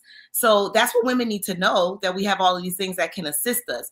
But women are still nervous about showing up and creating content with them present. So I'm helping them to see that it can be done with you. It can be done through the use of AI, but it definitely must be done. And you were talking about this event. Oh my gosh, Grant, you made me just remember and think about that and how it needs to happen again. When we get together, women, men, whoever, and we are creating content and we're supporting each other, it feels so much better. Another person holding a camera for you, cheering you on, making sure that everything is good. These are the things that we need. And, that's where community comes in. Community is super important, no matter whether it's a male or a female, So, yeah, but content it's important, and it cannot be dismissed. It was so, and I want to unpack that a little bit more, because I want the audience to truly understand, and they should look for this in their own cities, like where they can go. Because when I went, we're not just, content it's wide, right? It's pretty big, but you go in, and then Tamika will take you like, all right, and then she had different booths, different setups, right? So right here, you're gonna videotape yourself doing a pitch on your product, right? And then she would help you to do that, and it would be, the audio, visual will be there. You got a mic, and she would do that, and she would, she always has these portable lighting kits. I mean, she had everything that you needed to do that. And then after you did that, she said, okay, now we're gonna do headshots, and we had somebody doing photographs. All right, sit over here in this next booth. They're going to take your pictures, your side, your front, your back, and the whole 9 different scenes. And one thing I loved, she said, okay, you are simulating accepting money. This is like you're at a live event. Oh, I forgot about that. You remember that? You remember that? Yes. And she said, all right, I'm going to take money for it. I want you're selling your shirt, because I had a shirt for a prop, my 5-star BDM shirt, and I would simulate, that she bought it, and then she'd give me money, and the whole thing would be filmed. And I still have that content to this day, because it showcases what it's about, because people are very visual, right? So it's like, okay, if you want somebody to buy your shirt, don't just talk about it, show someone else actually purchasing the shirt and then wearing the shirt. I gave you that shirt, as a matter of Yes, fact. I've been wearing my shirt. Thank you very much. And then you had a podcast studio. Remember, we went over to another section and we actually did a podcast interview. They had a portable podcast host setup put together. I mean, when I think about that whole experience, and it was about 2 hours, you had everything, you got exposed to everything you need to create media for your small business, because that, I think, being visible, as you said earlier, is so valuable in showcasing what you do. And you got to do this again. Yes, I do. You just prompted me. So, especially through what we were talking about earlier, which is called Diva Locals, I will be putting something on. So I'm putting that into the universe right now, that it's going to happen. But that's what I love about that organization, and the ability they've given me to do things that I know that need to be done. And I'm not under strict, I'm not under any restrictions as far as what I can do. So Grant, I'm going to tell the ladies to thank Grant McGaw for bringing back Content Day. All right. I'm going to tell them that it came from you that said to me, listen, you have to do this again. So yeah, it's going to come up very soon. Oh man. And then I'm going to definitely give you some props for you. You did an event about, I'm gonna say, a month or two ago. And I love how you did it, because this is around your business. You said, I'm going to celebrate my second year of business. I'm going to invite people out. And this was genius that you said, I'm going to give awards to my clients, people that have been supporting me. Tell us about that whole program. So I was sitting down and I was thinking about the fact that 2 years have come, and there's so much that had happened. In year number 1, I counted that I serviced 100 events by month number 11 in the first year. So I'm like, okay, I did 100 events by year number 1, not even number 1. And we're at number 2. I must celebrate. And then I thought about what's the best way that I could do this than to say thank you to my top clients who have supported me, spoken my name in rooms I wasn't even in, who was just there and supported my business. So I selected my top clients and I honored them. I went out and I got plaques printed for them, beautiful plaques. Okay, they were heavy, all right? I mean, don't get hit in the head with that thing. I mean, you'll be done. So I wanted to make sure that they had something to remember, how they supported me. And I wanted them to shine as well, because the organizations that I have been working for are so amazing. Like, they support the community in one way or another. So I wanted to give them some shine. Another thing was, I wanted my top clients to meet my other clients. You know why? Because those people needed to be connected to the other people that I've been working with. I have a whole laundry list of dynamic clients. So it was about networking, because that's what I love. So I'm like, how do I bring everybody together? How do I say thank you? And then what is my business all about? Testimonies, right? Testimonies. So I set up 2 testimony stations, allowed them to leave messages to me, to also use that testimony station to take photos with people that they knew. I wanted them to invite others so that everybody could be in this big melting pot. I wanted to feed everyone, because people love to eat. I wanted to have entertainment. I also showcased how I love networking. So we played this game, and it was sort of like a bingo, but it was, it was sort of like, but basically it was a game where they had to go and find people, because networking to me has been, in some cases, hey, buy your ticket, go into the room and just be there. And hopefully you find someone that you should get to know. But I think that environments like this, where so many amazing people are in the same room, sometimes that needs to be induced on a different level. Mm-hmm. So I was able to showcase how I am a networking woman. So one more thing that I could think of is that I also have this system that people still don't really know about, which is that when the attendees at an event come in, they scan, they put their info in, and then all the photos that we've been taking all night at the event are generated in one space. And when they put their info in, they have access to all the photos that we've taken, and they get the information to all the people that are in the room. So this is a system that every networking event that's happening should actually be utilizing. So I was able to do a lot at that thing, which was called a business shower. That was textbook genius as far as business network, business development. I want everyone to take a page out of that. I mean, what you did there was so powerful. It wasn't just a one-off. That's something you can continue to develop, to have a pipeline around. People saw your value. You're probably still working through that whole event as far as new opportunities. If you did 100 events, I mean, think about that. That's a lot. That's a lot that you were doing. Now, tell us about what is actually your business, you know, with CTJ Photo Booth, and you've got a lot of layers to that. Help me understand what that is. Okay. Well, the first layer is that we are a photo booth business. That's where we started. So I have multiple pieces of equipment, so we can do several events in a day. So there's the name of the company is CTJ 360 Photo Booth. So we started with that. I have 2 of those. The fun one that goes around the video. And then I recognize that people actually love pictures. They love pictures so much that I invested in a photo booth. So I got the first one and then a second, and now I have a third. Mm-hmm. So at some events, we will be hired and asked to bring 2 of those. And we recently did an event where they wanted 2 selfie booths and a 360. So that's been my dream, to have clients that want all of the equipment. So that's the first layer of the business, the photo booth business.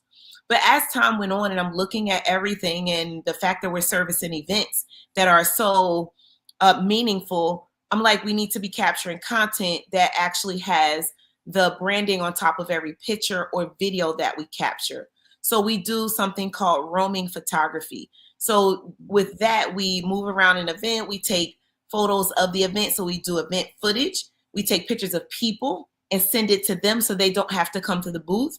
And then we also do roaming testimonies, where we are asking people how they feel about the event and sending them a copy of that video with the branding to the event so that they can be the arms and legs on the branding and marketing for the event host. So those are the layers. Now there's one more that I should tell you before I forget or we talk about something else, is that after all of this content is captured, my clients are having me to do recap videos for them. So taking the footage that we've grabbed, a few testimonies and different things, compiling that into a video or 2 or 3 for their social. So now they can post afterwards what happened. And so we do that. Yeah. Well, you got a lovely business. Is keeps you popping and hopping. And I want to reiterate the fact that content is king. We're actually in a content economy right now. And you start thinking through some of the biggest companies in the world and whether they're chasing after it's a lot of its content, because AI doesn't work, or none of that. Social media doesn't work without content. It needs you, and you need to become more trained in the AV world, where it was kind of siloed, you know, where people are like, oh no, the AV person is over there. Like, no, we all need to know a little bit about audio, the visual, you know, text. Everybody's deep into we call large language models with AI, right? Chat GPT is what is a large language model. That's primarily dealing with text. It does some video and then some audio. And you're going to start seeing more and more what you call a computer vision type AI that is going to go even deeper. So then you're going to see, you know, this cloning. You can start looking, but these people are like, oh, I don't like it. It's not about trying to trick somebody into saying this is me. It's just expanding your reach. Like right now, we're on this live show, but my avatar, let's just say my clone, could be selling to a client that's on my website right now, getting more information. Instead of just having someone read that information, you can have someone speak that information, because people remember audio very, very well, and they remember visuals very, very well. So if you can take your message and make it more human-like and more memorable is what it really comes down to. Now, you also, I mean, I remember 3 years ago, you was like, hey, I can teach people how to utilize platforms like Instagram. I call you are a Instagram darling, not because you're just on the platform, but you know how to utilize the platform. Are you still doing that type of training? Oh yeah, I do. So every week since 2021, it's 25. Oh my gosh. I teach social media lessons every Monday morning from 10 a.m. to 11:30. And these are on Zoom where we're live together. And what happens is I look at what's happening in the world and I create a lesson for that week. The members that are there, I show them how to do something and then they must do it. So now basically I sit back and they get to work. And when they hit a roadblock, which is what will almost always happen, one reason or another. And let me share some of the things that they deal with. So they take the lesson and then someone is supposed to go in their phone and find some content. And then they're like, oh, I don't know where it is, or they need to delete things out of their phone. There are things that people just are not aware of how to do. So when they hit any type of a roadblock, if it's a technical thing, they can say, oh, I'm trying to do this. And then I can say, oh, you can do this. Let me share something that I'm thinking about specifically. Some people are walking with two phones, right? So they shoot content on this phone, but they mostly use this phone. Now it's time to create your video that you're going to put out to the world. So they have to like transfer content from one to the other. They have to transfer verbiage and things like that. So I'm showing them little things like that, even though you think, oh, it doesn't matter, but they need to know how to move something from one place to another easily.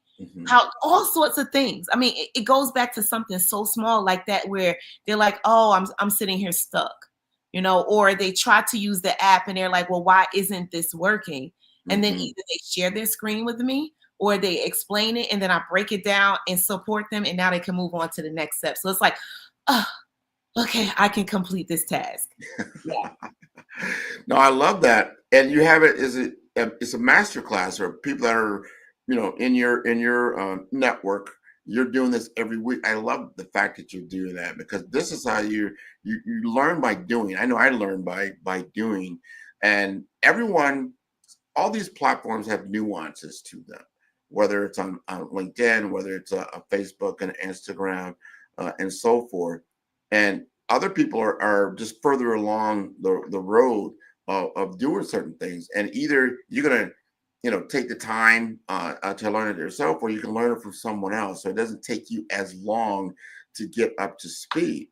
And as I said earlier, we're living in a context-aware world that you're almost competing with people that are not technically savvy as opposed to someone who is. And we see now, if you're not digitally literate, let's just say, in the world, you're going to be severely hampered by what you're doing. It's like being in a vehicle that can't go past 30 miles an hour, and you're, you know, competing with people who are just zipping down the road, you know, going 80 to 100 miles an hour.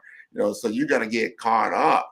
And you've recognized this. I don't know for how long that this is a differentiator and a way to compete. And that if I show you how to do these things, you are great with your video. I mean, I encourage everybody, go to, you know, Tamika James, you go to CTJ photo booth and you see what she's doing. I'm like, wow, she's entertaining. Grant, I think of something else. Not only do I teach social media and help them with their content, we also have to know where to put that content. So I am a life and business coach. And so when we're looking at, okay, so you just created a piece of content, we're forgetting that we need to put it on our Google business profile. So in our classes, I'm also periodically stopping to say, hey, in this lesson, we're going to look at and we're going to stop and post on our Google business profile. So they're creating a piece of content and then they're posting it there. Because if you're in business, you have to know where to put the content. So periodically, that's what I do. I stop and I make a short video and I put it on my profile. So when you go to Google, and you're not going to just see pictures of my clients. You're going to see things that I want you to see, whatever that may be. So yeah, helping Now, up what you with said that. there is very important. It's the control factor or Yes. the intentionality. Be intentional when you understand how these algorithms work, these platforms work, like a Google. It needs content as well. I mean, it's like it can't just keep recycling old content. It wants brand new stuff. So now, when someone looks you up, you want to have that influence. This is what I call personal branding. You want to be able to personally brand yourself. You want these platforms to work for you, not against you. So when someone then uses search or they use search or social, they're getting the content that you want them to see. You want them to see everything about Tamika James, and so you're not just putting anything out there. So if you are on your Google business profile, as you said, now Google is aware, hey, she just had an event. And these are some of the content that she created around this event.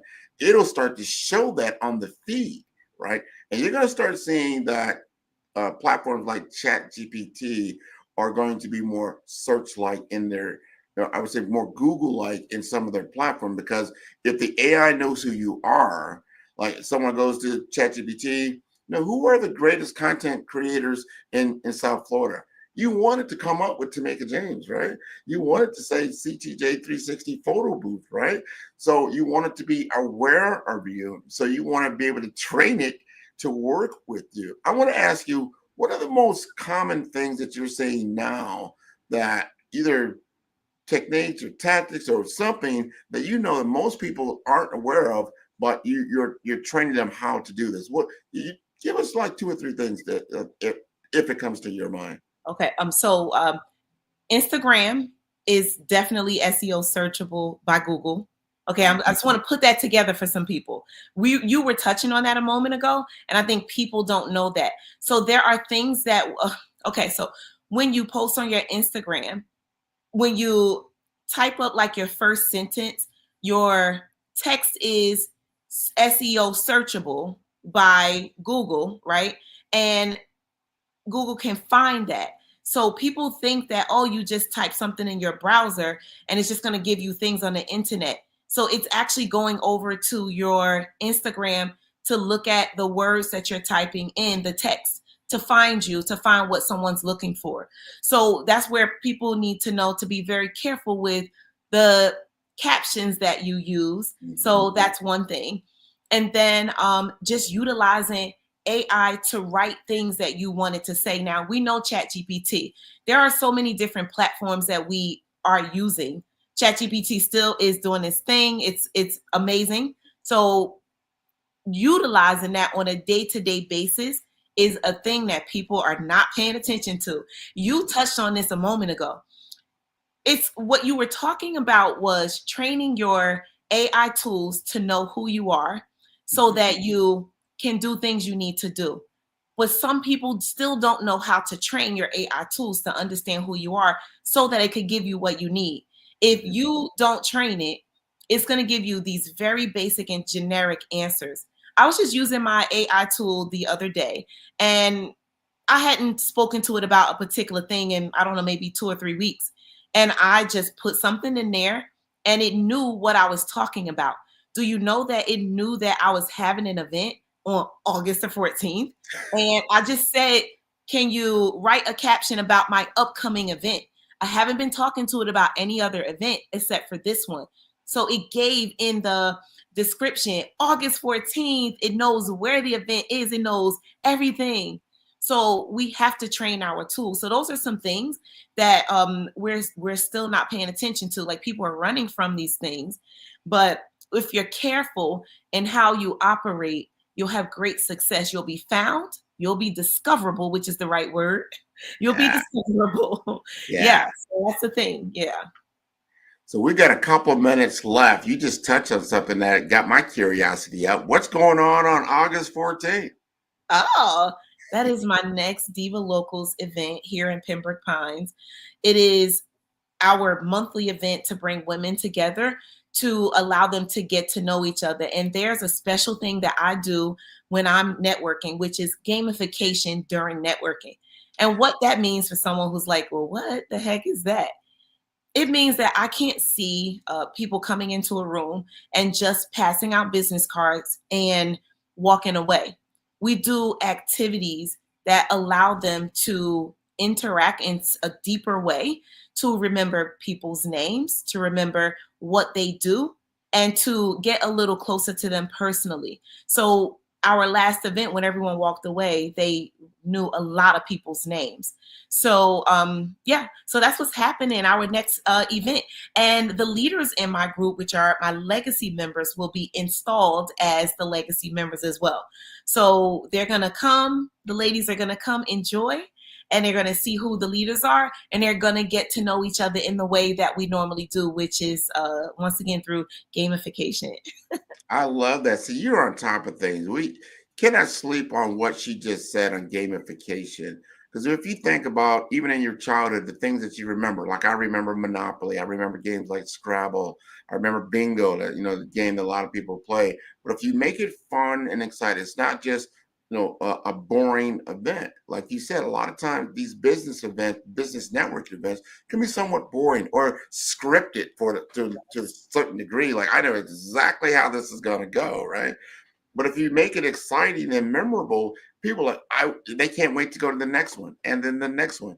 And I like how you build out your business model, that you've got these what I call your freemium. And I don't know if it's free or not, but when you do your training, your social media training, that type of thing, that gets people very interested. You get into that area, what I call know, like, and trust. They begin to know you, they begin to like you, they know your expertise. Like, wow, she's very, very good in this area. She may be very, very good in this other area. So when you get into your paid programs, then people it becomes less friction in order to get to that next level. Like, oh, I would certainly pay for this because I see value out of this. She's teaching me how to grow and sustain, what it is that your endeavor is. So I really, really appreciate that. You got to tell us how to contact you, because I think I might have to fly down there to Pembroke Pines. Well, wait a minute, this is women only. I got to get in there somehow. You can definitely attend. Yes, you sure can. You are a male that supports the women, so yes, you can definitely attend. Yeah. So yeah, if you're able to come on down.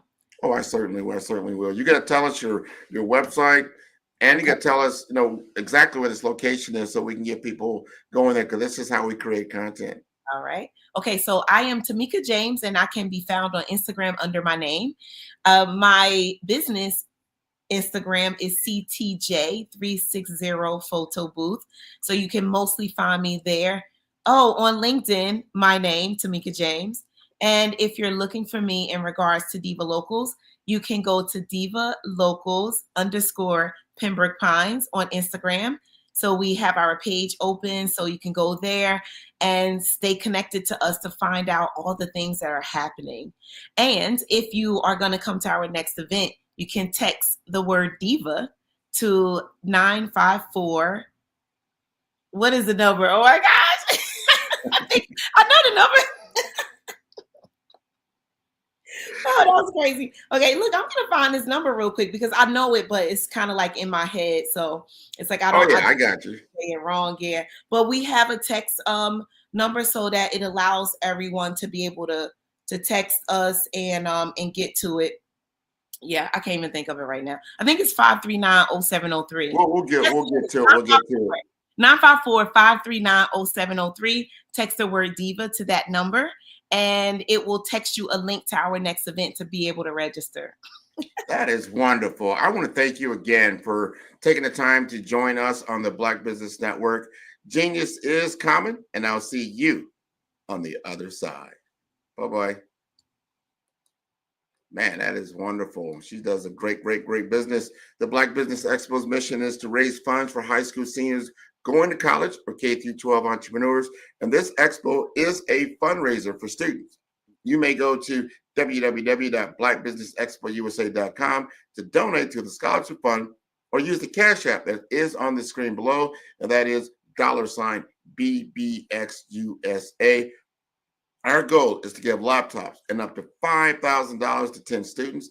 Students, you can register online at www.blackbusinessexpousa.com. Every dollar counts. So we want to remind you to donate to the scholarship fund. And we want to thank our Black Business Expo USA sponsors for July 2024, and they include, 2025, let's get up to speed here, NC100, Moody Capital Partners, Suede Soul, Firestar BDM Media, Lotus Rocher Coaching and Training, Carolina, Virginia Minority Supplier Development Council, Stub Management, Hello LLC, BHS and Associates, Margie McLean Foundation Incorporated, Genius is Common, Earth Essentials, Melanie Shiny Global, Executive Women's Success Institute, The Quality Coaching Company, Superwoman Business Services, Creative Force Studios, Lee Entertainment, Artistic App Design, Black Business Expo USA, Genius is Common, and I will see you on the other side.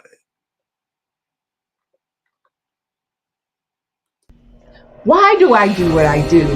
You know, my life coach asked me that a few years ago, and she said, Tony, what's your why? And I told her, and she said, girl, you've already accomplished that. Perhaps you need a new why. Hi, Tony Harris, Amy Hoydu with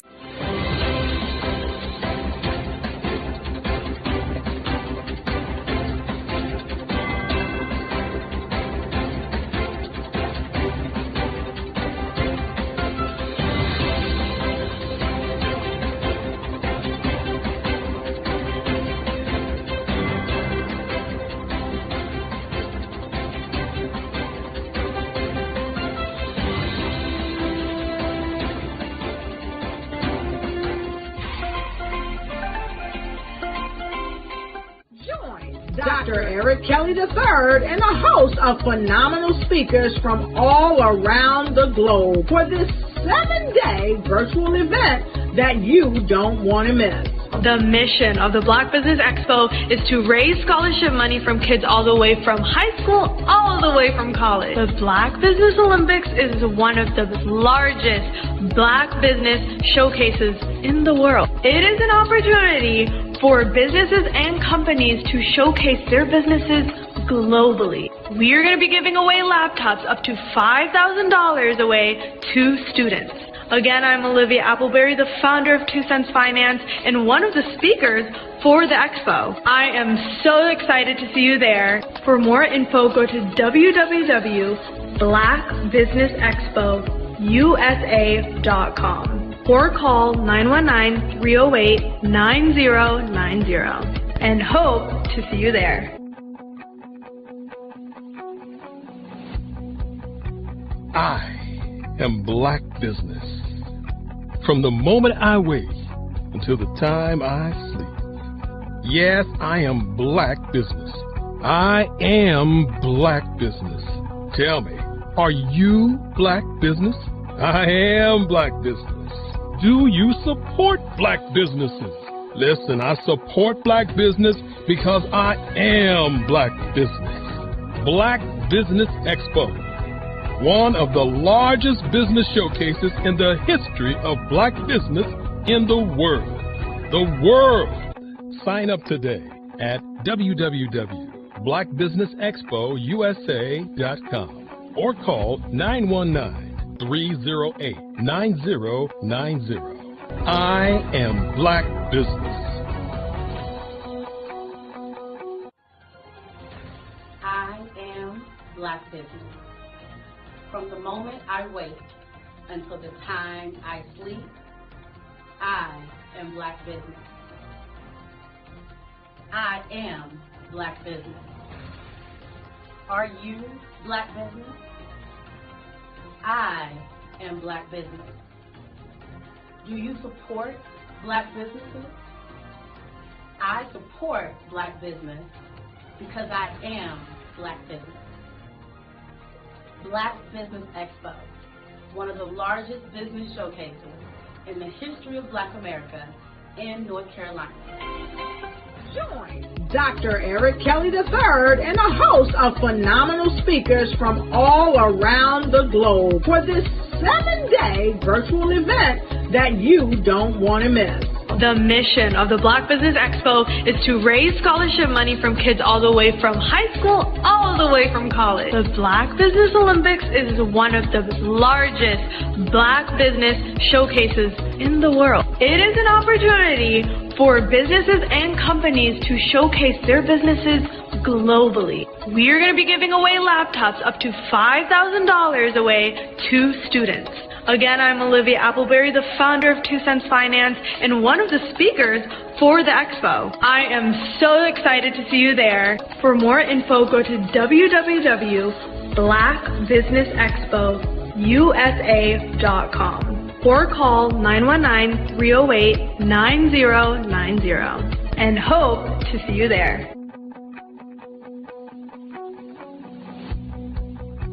I am Black Business. From the moment I wake until the time I sleep. Yes, I am Black Business. I am Black Business. Tell me, are you Black Business? Black Business Expo, one of the largest business showcases in the history of Black business in the world.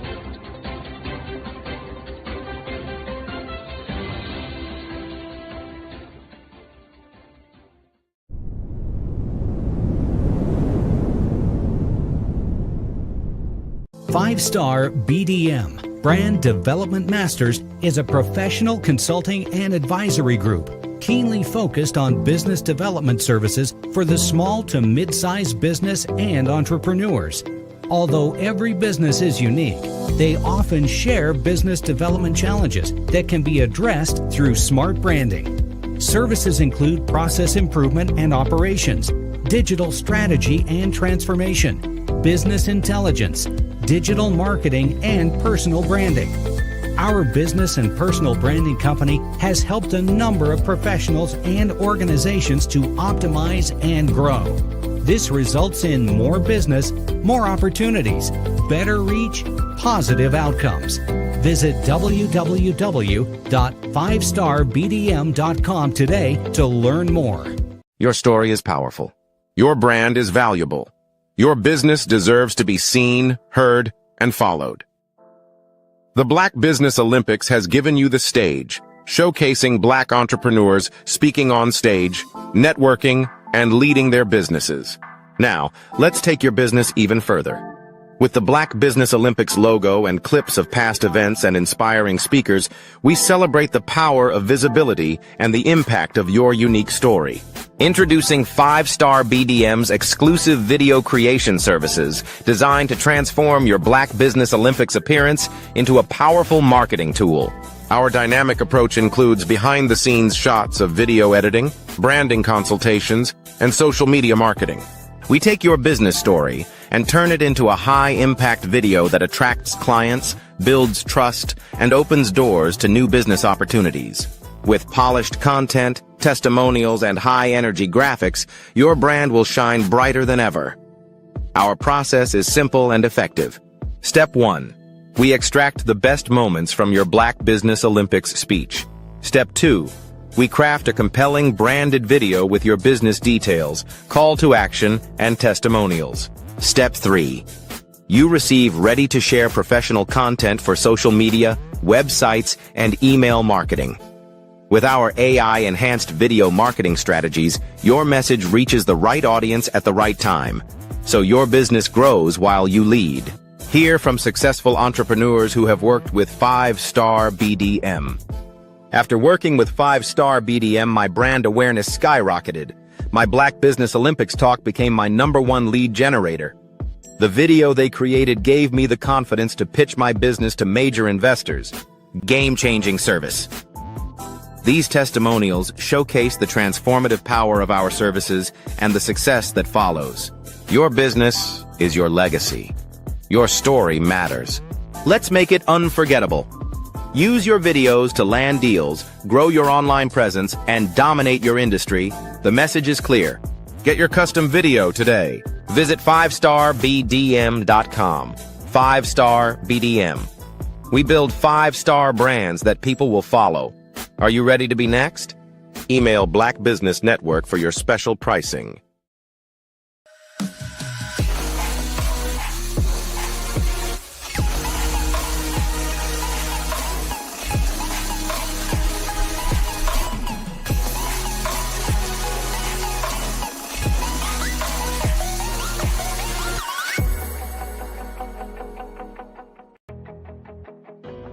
I am Black Business. From the moment I wake until the time I sleep, I am Black Business. I am Black Business. Are you Black Business? I am Black Business. Do you support Black businesses? I support Black business because I am Black Business. Black Business Expo, one of the largest business showcases in the history of Black business in the world. Sign up today at www.blackbusinessexpousa.com or call 919-308-9090. I am Black Business. Are you searching for a website that truly reflects your mission and vision? The 5-star BDM website services portfolio, led by Grant McGaw, transforms ideas into impactful digital platforms for personal brands, nonprofits, and small businesses. Each project in our portfolio tells a unique story. From JADICC, a infection control expert organization with professional polish, to Ekaba World Community, a dynamic hub for events and memberships, and Pink Lotus Project, empowering women with donation and program features, every site is crafted using our Brave branding framework and mobile-first development. Our portfolio is more than a gallery. It highlights project context, purpose, and measurable outcomes. We demonstrate brand consistency, strategic user experience, and deliver results that build trust and drive engagement. A world-class portfolio proves capability, sets you apart from competitors, and positions you as an authority. It is your most trusted sales tool and reputation asset. Ready for a website that leads with purpose? Book a discovery consultation or request a brand audit today.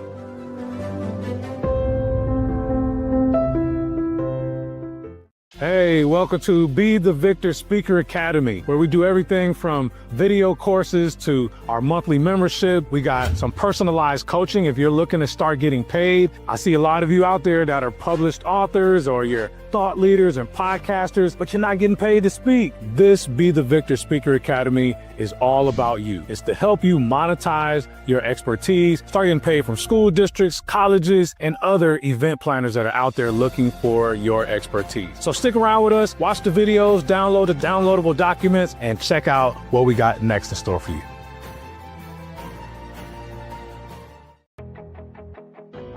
I am Black Business. From the moment I wake until the time I sleep, I am Black Business. I am Black Business. Are you Black Business? I am Black Business. Do you support Black businesses? I support Black business because I am Black Business. Black Business Expo, one of the largest business showcases in the history of Black business in the world.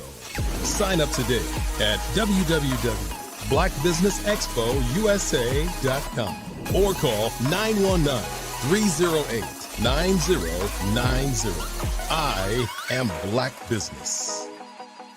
Ladies and gentlemen, get ready for an experience like no other. Tune in every Monday at 1 p.m. Pacific Standard Time for The Mary D. Show, where the ordinary meets the extraordinary. The Mary D. Show brings you powerful insights and inspiring stories from a diverse range of guests. Join our incredible host, Mary D. Welch, as she sits down with thought leaders, business owners, and changemakers, sharing their journeys and successes. From career professionals and entrepreneurs to educators and beauty advisors, Mary D. Welch interviews sports figures and health enthusiasts, offering a platform for extraordinary voices. Explore the world of extraordinary people and places in business and finance, homes and real estate, beauty and wellness, education and empowerment, sports and health, and more. Want to be a guest on the show? Call 619-669-8603 or email Mary at marydwelch.com. Visit www.marydwelch.com to learn more.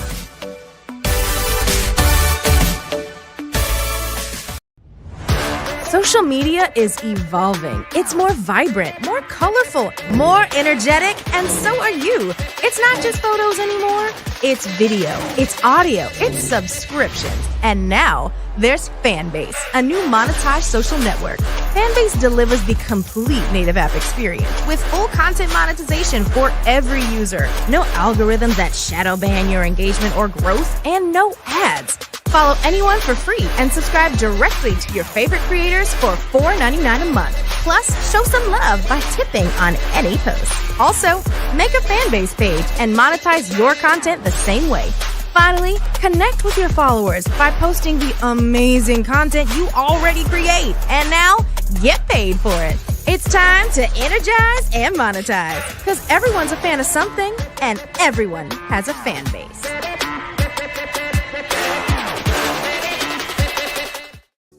Follow the Brand TV broadcast host, Grant McGaw, as he visits with top executives and entrepreneurs to find out their secrets of success with their personal brand. Follow the Brand TV broadcast host as he focuses on brand development to build better relationships, bring value to your business, relationships, and career. You will enjoy listening to each episode that is tailored to speak to you directly. If you're looking for this type of clarity in terms of building your brand, you have tuned into the right station. Each episode will help you to shape a conversation in the 5-star BDM network of 20,000 professionals and become a springboard for your corporate engagement and business opportunities. Each guest will frame their story in the areas of personal branding, business development, career development, financial empowerment, and technology innovation. Grant McGaw explains why he is the CEO and owner of his own professional career. Grant is an accomplished business leader and entrepreneur who wants to give back to individuals to grow their personal brand strategy. Tune in as he weaves his story about new possibilities, while to you exceed expectations. If you love storytelling, this show will make for fun. The Black Business Expo's mission is to raise funds for high school seniors going to college or K-12 entrepreneurs. This expo is a fundraiser for students. Please, you may go to www.blackbusinessexpousa.com to donate to the scholarship fund or use the Cash App at $BBXUSA. Our goal is to give laptops and up to $5,000 to 10 students. Students can register online at www.blackbusinessexpousa.com. Every dollar counts.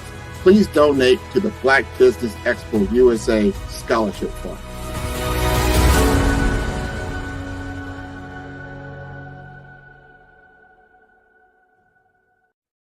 Hey everyone, it's Grant McGaw, CEO of 5-Star BDM and host of the award-winning Follow the Brand podcast and TV series, where I help you to build a 5-star brand that people will follow. My genius is personal brand development through intelligent communication and helping you achieve your business and career goals. I am a requested speaker on digital technology and brand development issues. I want to work with you to increase the value of your current opportunities while attracting new ones. Every one of you is unique, and we all share challenges that can be addressed through smart branding. As a superconnector, I work with you as an executive coach to guide you along the complicated business and career development road, providing the enhancement tools and information you need to succeed. Together, I will help you succeed in today's challenging business climate. I will evaluate and measure your progress. Best of all, I am right alongside you every step of the way. Build the brand called you. Genius is coming.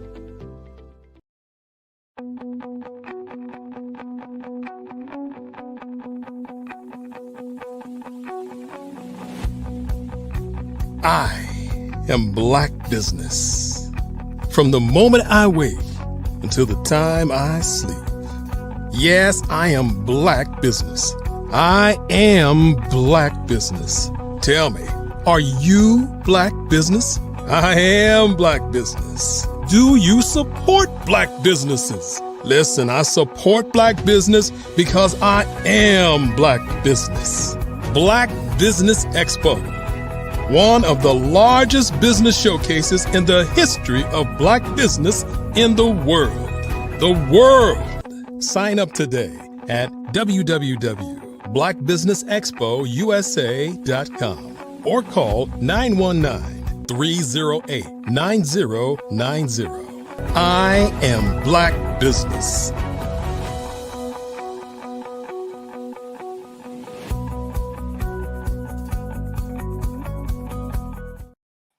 Hey, good morning, good day, good afternoon, no matter where you may be in the world. I want to help everyone, all business owners, entrepreneurs, and thought leaders and corporations through the Black Business Network. My name is Grant McGaw.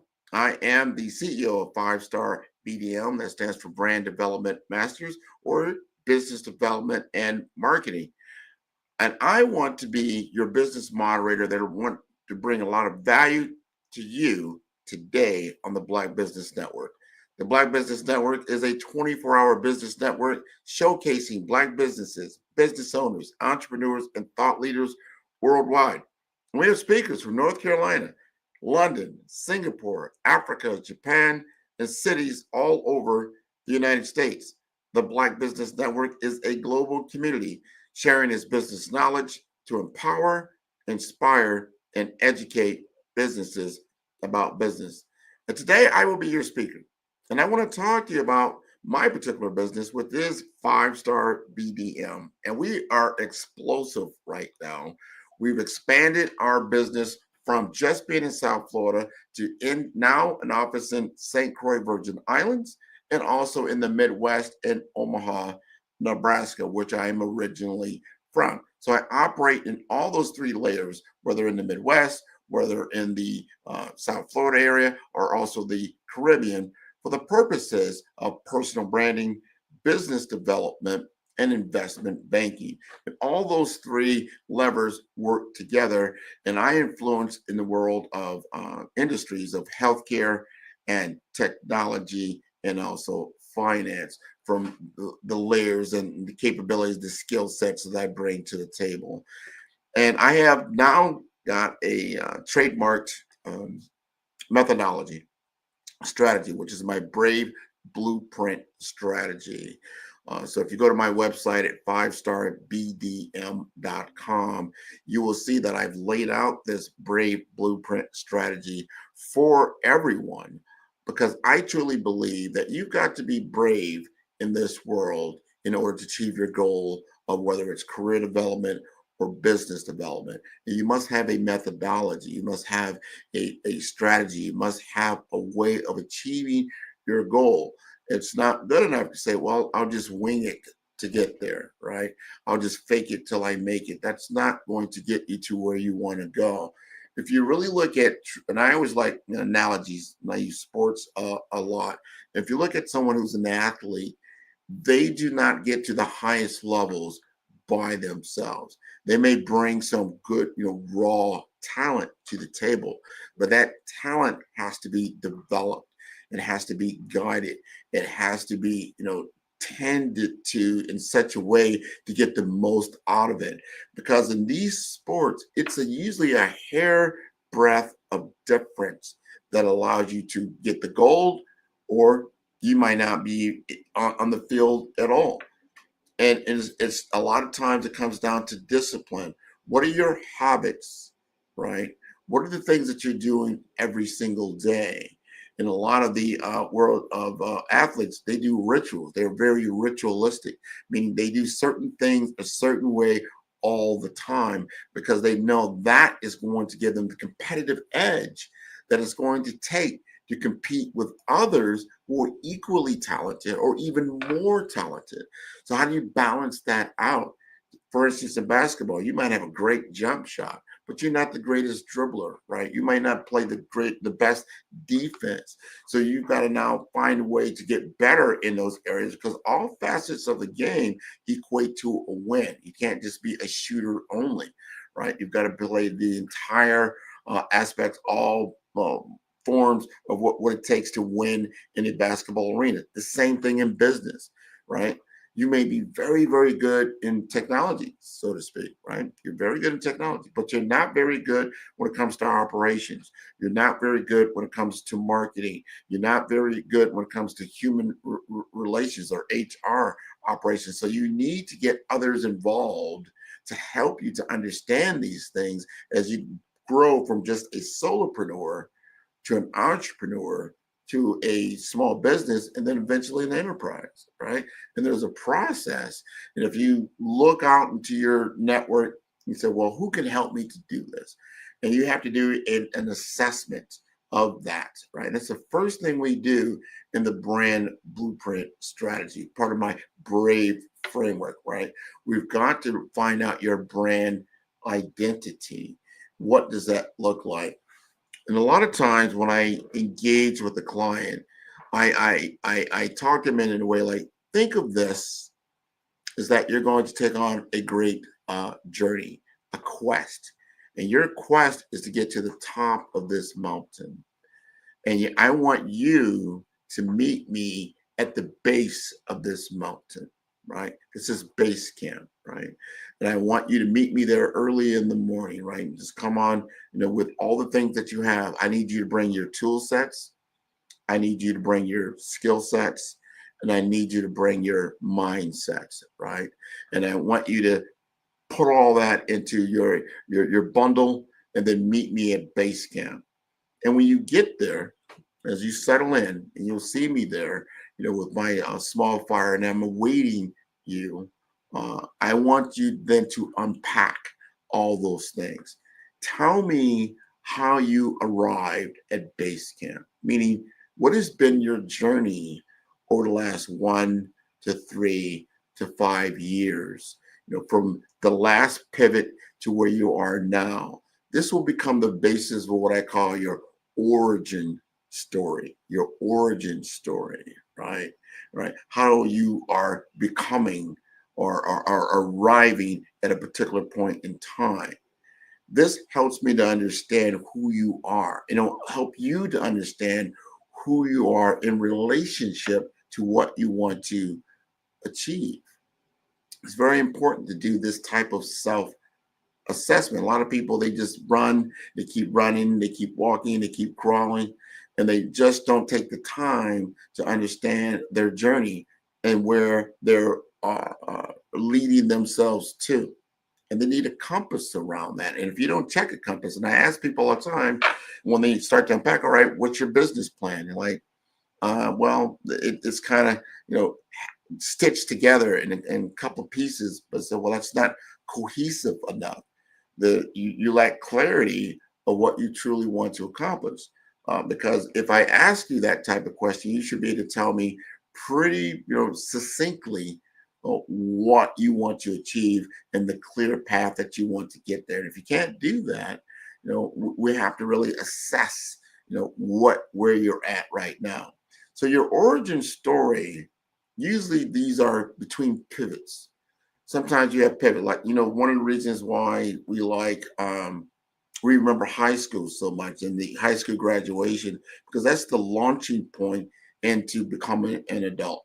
The launching point, school's out for the most part. Like, what are you going to do to create your life's mission? So we remember those points. And as you go along your journey in life, you're going to remember certain pivotal points. It could be family pivotal points.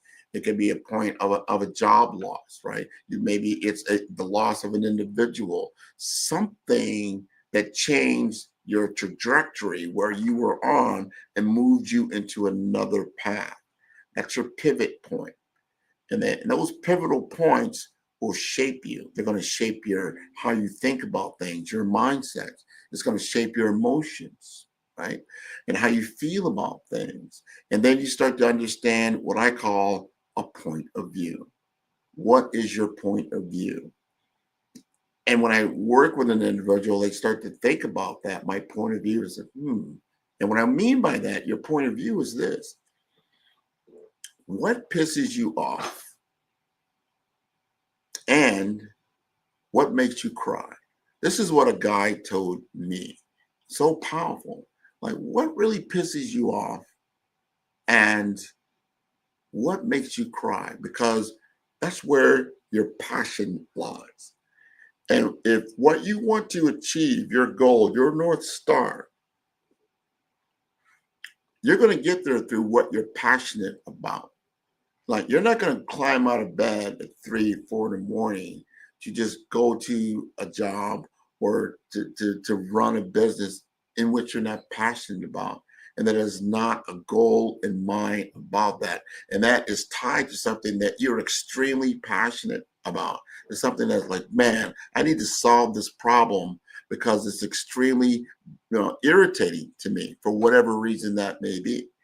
Think about your origin story and what that is. Think about this. And I love this analogy because I love Marvel Comics. Marvel Comics does this very, very good when you start thinking about the origin of Spider-Man.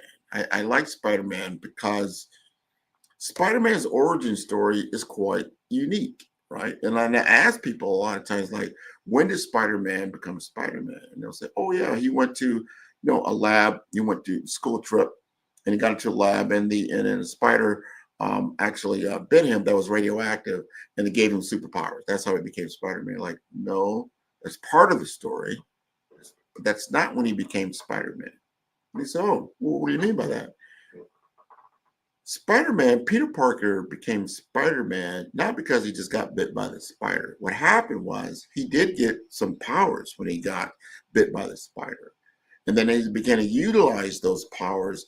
He began to think about, what do I want to accomplish? Well, he wanted to go out with a girl, right? He was very in love with a girl in high school, but how was he going to get there? He needed, to have some money, right? To get a vehicle and a car and kind of set himself up. So he was thinking through this.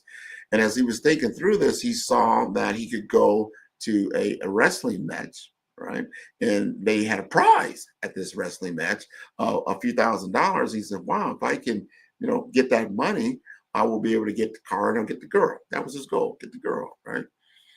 So he goes there and then he wins, right? And the manager of the wrestling association said, hey, you did that so easily. I'm not going to pay you this money. Of course, that infuriated Spider-Man. He did not like that. And then he said, wow, you're not treating me fairly. I don't like this. And then he's about to leave. Now, prior to that happening, he had a discussion with his uncle in the car, as he was coming to the arena. And his uncle noticed his behavior had really become erratic, right? And he was a little concerned about Peter Parker, right? And he tells Peter, Peter, remember this, obviously money isn't everything. You got to get your responsibility together. And with great power comes great responsibility. He tells him this. And then, Peter Parker goes to the wrestling match. Unbeknownst to him, that as he's having this, now I'm skipping, into the arena with the manager, is that he now leaves the manager and a robber comes in to the manager's office, robs him of the money. Now, Spider-Man sees what's happening. He could have stopped it, but he didn't. He said, you know what? You got what you deserve. Karma, right? You weren't going to pay me. Now you got robbed. I'm out of this. The robber leaves. He goes downstairs where Peter Parker's uncle is, and he just runs into him and he shoots him, and he runs off. Peter Parker then runs back down. He sees that his uncle is shot. He's dying. And as he's dying, he reminds Peter of what he said earlier. Remember, Peter, with great power comes great responsibility. Of course, he's shattered right now, right? And he dies right then and there. So then Peter Parker runs, finds the robber in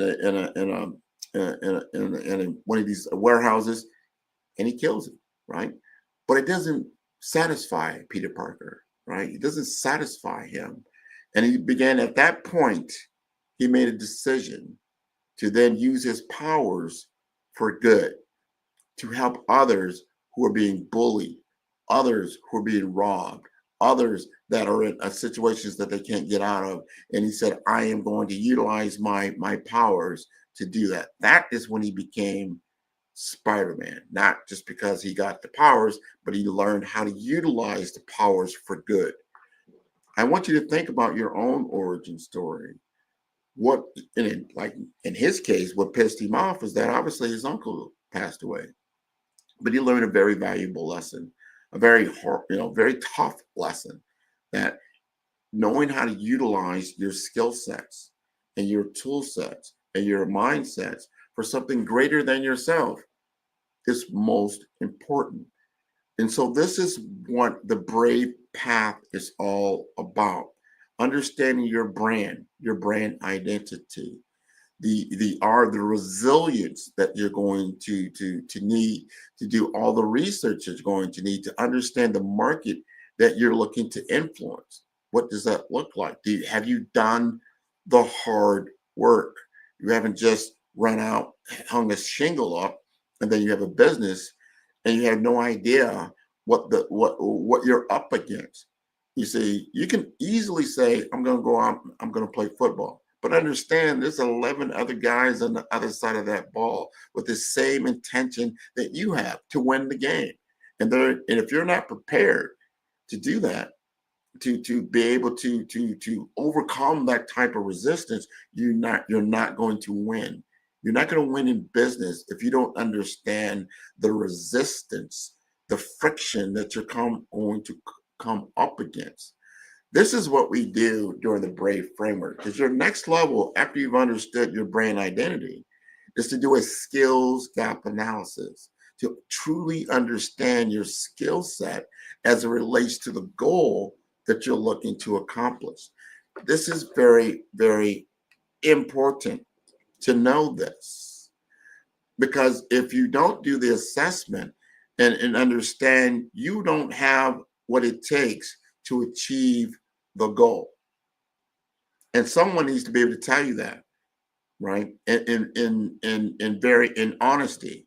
And you must be in a position to receive that feedback about, I'm going to achieve this goal. I have this business and I'm going to make this into a 7-figure business. Great. Do you know what it takes to do that? And if you lay out what you think will take to get there, and someone who's already a member, so you have to talk to someone who's already been to the top of that mountain, so they can look at your plan and be able to tell you in straight way, like, that's not going to get it done. But if you tweak it here and do these things, you'll get there. But here's where the rubber meets the road.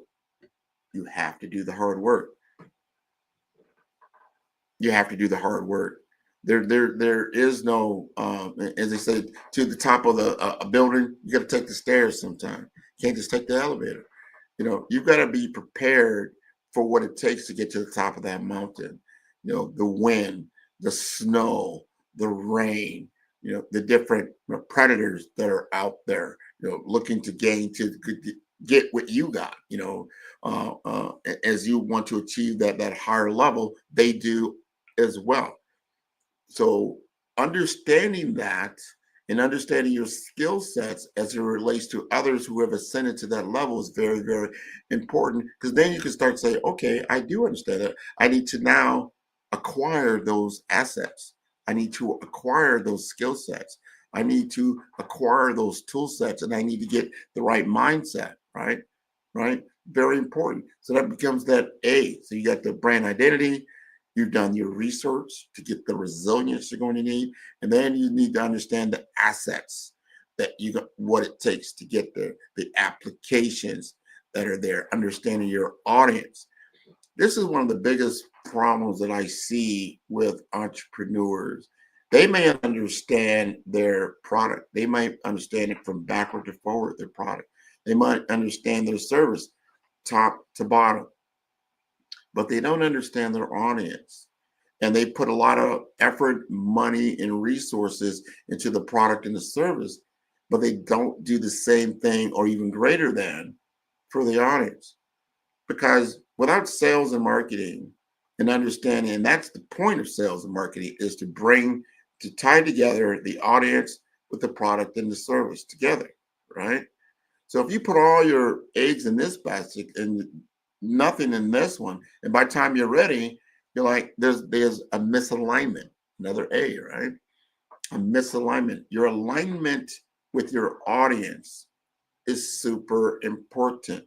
And if you haven't done the due diligence to understand the audience, and if you really look at bigger companies similar to yours and how they're going about their go-to-market strategy, and that you can emulate something similar to that to influence the market that you're in, right? It's very, very important to understand what the audience taste is, because you might be, and this happens in technology all the time. You've developed this product and now you're looking for somebody that needs it. Like, but it's backward, isn't it? Why don't you talk to somebody like, tell me about your problem. Tell me about your pain. What are you experiencing? What is going on?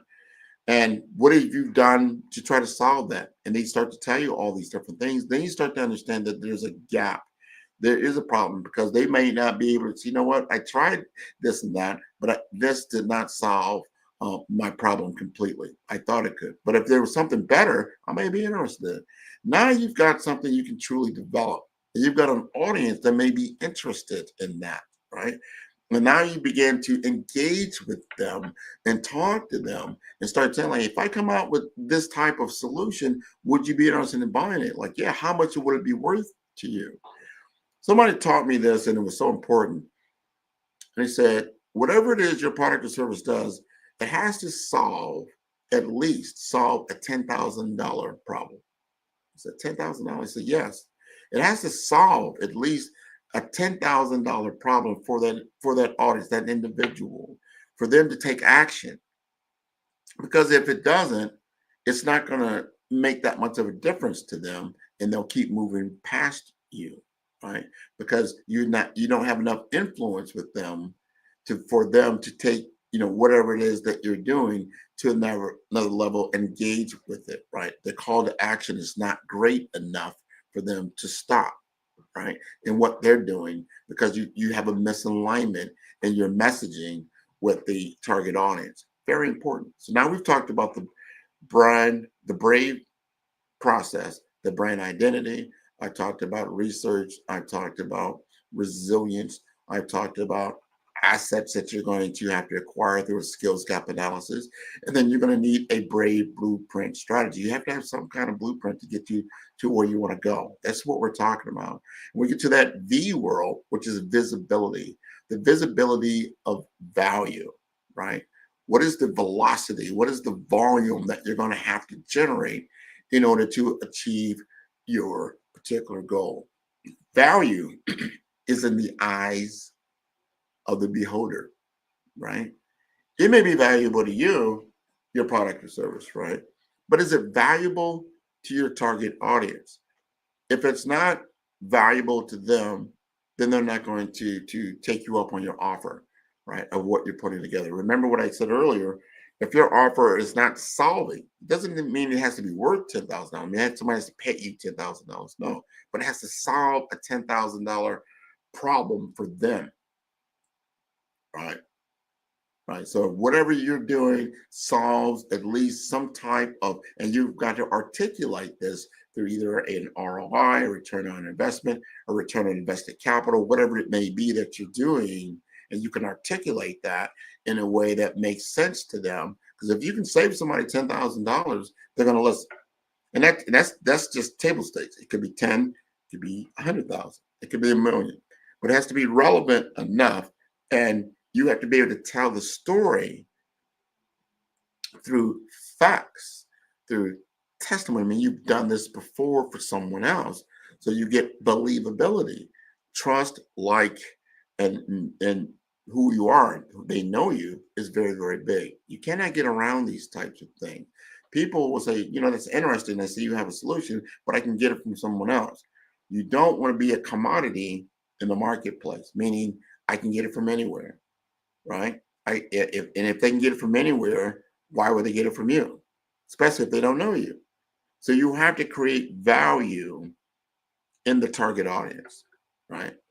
This is very, very important. And that, remember, that value, you can put a price on anything.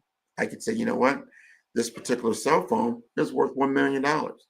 I could say that, but who's going to pay me $1 million for it, right? So value is in the eyes of your audience, right? So you've got your brand identity, right? You've got you've done your research and your resilience. You understand your audience. You've got your assets. You've got your applications. Now you understand the value, right? And the volume that it's going to take, the velocity that it's going to take to achieve your goal. And then you get into that last, and that E, that is when you engage. That's when you execute. You execute on your plan now, right? You're executing on what it takes to get there. You've accumulated everything together. When you have a blank or a blueprint strategy, it's going to give you the play-by-play, just like in a game, right? You have a game plan. You must have this game plan. That is what the blueprint strategy is all about. You have a game plan, a go-to-market strategy that you're going to execute on day by day, week by week, month by month, all right, year over year, right? And you're going to adjust depending on what it takes to get to the North Star or your goal over time and what that looks like. So now you can execute on your plan and you can measure the results, because now it's measurable. You can't manage if you can't measure it. Now you have something you can measure against. You know explicitly that it's going to take this amount of energy, this amount of resources, this amount of effort in order to reach the goal. Because if you can't measure that, then that's going to be bad. It's going to come out bad, right? It's like going to a football game and you got, baseball equipment. It's not going to work. And this happens all the time. This misalignment of business value, right, with the client customer expectation, right? Because again, if they don't see the value in what you're presenting, then they're never going to take you up on your true offer. So when I teach what I do from a personal brand perspective, right, and then to business development and to investment banking, this is a methodology and a process. I use personal branding in order to then top of funnel to build the awareness of what I'm doing, and then building the value of what I'm doing. If you only saw me, I would say even 5 years ago, even more than that, you would say, "Oh, Grant McGaw is an IT professional. He's information technology." And in today's world, people see me, "Oh, he is a business entrepreneur in personal branding, business development, investment banking." I've made that pivot. I've made that shift and change of the perception of value in the people that know, like, and trust me. They understand what it is that I do, and they see the value there. I'm now taking trips to other countries, right? I'm doing investment banking in St. Croix, Virgin Islands, right? I'm doing business development in Omaha, Nebraska. I've done personal branding in South Florida for a number of years. And people say, "Wow, he knows so many people. He can put things together. He can put deals together." People then begin to see the value of doing that. And I said, "I can teach you how to do this, how to utilize these tool sets." I'm going to be doing an AI workshop very, very soon for people to understand how to utilize these tool sets for a purpose, the purpose to achieve your ultimate goal. And a lot of times you're in business, my goal is to make money. That's one part of it. But what is the purpose? You have to have an impact statement. What is the impact and the influence that you're really trying to make with your product or your service? What does it do, right? I'm trying to help people to be better than they were before. It's a transformation and a change, right? I want to take you from a current state to a desired state. And then when you look back at the old you, right, more or less, you can see the change. And what I'm really doing is helping you to unfold more of who you are and more of your capabilities that you have, that you can utilize your total self. And that you know how to get to where you want to go, even if you don't have the particular tool set, you know someone that does, and that you can employ them to utilize their services to help you to achieve your goal as well. Collaboration in this world is very, very key. You can't do all things all by yourself. It's very, very important to do more than that, right? To take you to a level that what you can become very, very influential in the target market that you're looking to penetrate. And then understanding timing. A lot of times we misjudge timing. How much time will it take me to achieve the goal that I'm set out to do? When you've seen that mountain behind me, right? When you've come to base camp and we've determined what is your point of view? What is the story that you have, your personal story, right? Understanding the platform that you're going to use to get there, right? And then the positioning that you're going to have. That's just half the battle that you're going to have to put together in order to say, okay, I've got this together. Now I can start looking at my product. I can start looking at my price. I can start looking at how I'm going to pitch this particular service that I have, and then the partnerships that I'm going to have. These are the 8 Ps, and I got this from my guide because they're so important. I'm going to say this one more time, the 8 Ps. And I got this from Mike Kim. You want to look him up? He was on my podcast a couple of years back. I like his framework in which he says, you've got to put these things in order, because just like let's say a person that you know their phone number, but you've got to dial the exact digits in order to get them on the phone. Because if you might have a phone, but if you don't know their exact phone number, you'll never get that individual. Think of that individual as your audience, your ideal client. Do you know the phone number of your ideal client? Your product or your service could be the cell phone itself. But if you don't have the exact phone number, that particular product or service will not be able to engage with the ideal audience. So important to understand that. So these 8 Ps, understanding your point of view, so important. What pisses you off?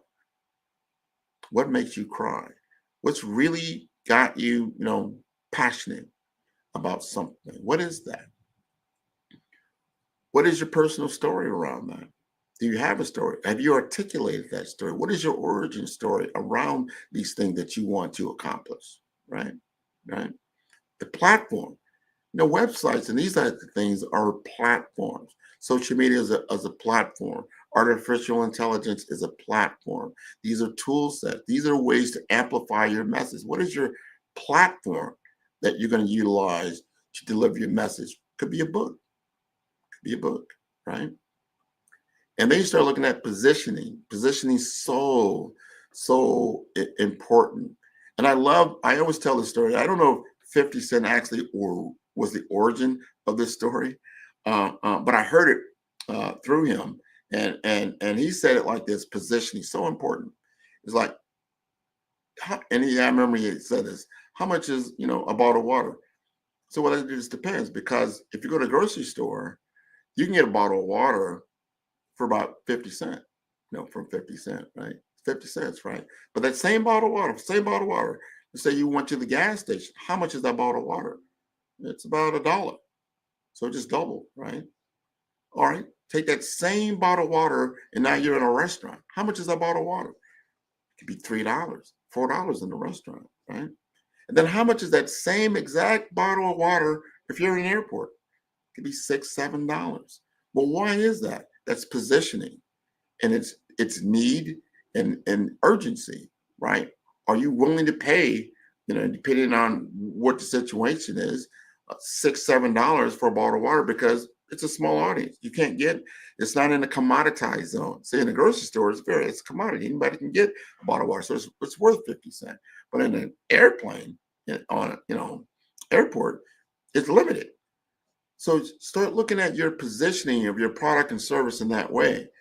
Is it unique? Is it positioned in a way that it's very hard to get for most people, but it's in demand, right? For that audience. It's so important. So remember, that was your point of view, your personal story, your platform, your positioning, right? And then you start to assess your product. What is that product as it relates to those four things I just talked about? So this is the other half. Your product is very important. And then the pricing of that product. You have to understand all the COGS around that for your pricing, the cost of goods sold. What does that look like? So you got your product. Now you understand pricing, the real pricing model, and how as it relates to the market that you're in, and how much you can effectively charge, for that particular product, right? So it's product, and then there's price.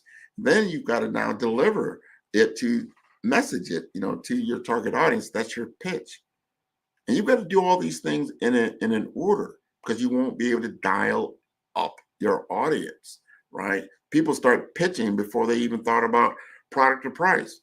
They start pitching before they even thought about platform. They start pitching before they even articulated their story, right? And you're like, that's out of order, right? And then after you've solidified your pitch, then you can get into partnership. So, you know what? You start to discern, I need partnerships. I need the Black Business Network. I need associations. I need other companies. I need people that are in agreement with what I'm doing, and it's a good fit for what they're doing. And then you start to develop these partnerships that are very, very important. If you do all these different things, you will be successful over time. But you must have a coach. At some point, you will realize, I need somebody that will help me get to the next level. You must have a framework, some kind of methodology, some kind of plan. You must have these two things. And the third thing that you absolutely have to have is the will to get there. That's part of the brave framework. Because if you're not brave enough to take this on and understand the endeavor that of achievement, then you're not going to win. And that is how you get to those numbers. Like, why do 50% of most startups fail within the first 5 years? And it comes back to these principles that I just talked about, right? And a lot of times the number one thing is just misalignment. You're not aligned with the audience, or you misjudged it. Like, oh, wow, you came out. Think about back when VHS and Beta came out, right? These are VCRs, if I'm dating myself. Why did one succeed and one didn't? Positioning. Beta actually worked better. It was a better product over time, but VHS was easier to use. And because of that, it went out. But then, of course, Blockbuster went out of business. We don't even talk about them more, and streaming goes forward. So you have to evolve over time in what you're doing and what you have. It's very, very important to understand the brave framework, as I've talked about it, because you can interchange it in many different ways. But you've got to be bold. You've got to be resilient. You've got to be authentic. You've got to be visible, and you've got to be able to execute, right? I want you to take these things to heart as we think through it. And on the Black Business Network, how you're going to be successful, and do some soul searching. Step back. It's very easy to be critical. It's very simple to do that, or to blame others. Very simple to do all these different things. But you've got to look at yourself and say, what does it really take for me to be successful? And how am I going to get there?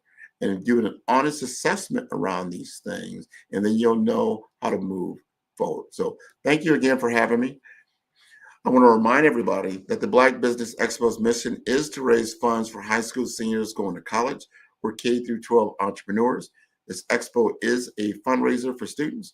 You may go to www.blackbusinessexpousa.com to donate to the scholarship fund, or use the Cash App, and that is right on the screen below, BBX USA. See, that's $BBX USA. And our goal is to give laptops and up to $5,000 to 10 students. And students, you can register online at www.blackbusinessexpousa.com. Every dollar counts, so we want to remind you to donate to the scholarship fund. And we want to thank our Black Business Expo USA sponsors for July 2025. And they include NC100, Moody Capital Partners, Suede Soul, 5-Star BDM Media, Lotus Rocher Coaching and Training, Carolina Virginia Minority Supplier Development Council, Step Management, Hello LLC, BHS and Associates, Margie McLean Foundation, Genius is Common, Earth Essentials, Milani Shani Global, Executive Women's Success Institute, The Quality Coaching Company, Superwoman Business Services, Creative for Studios, Lee Entertainment, Artistic App Design, Black Business Expo USA, Genius is Common. Now we'll see you on the other side.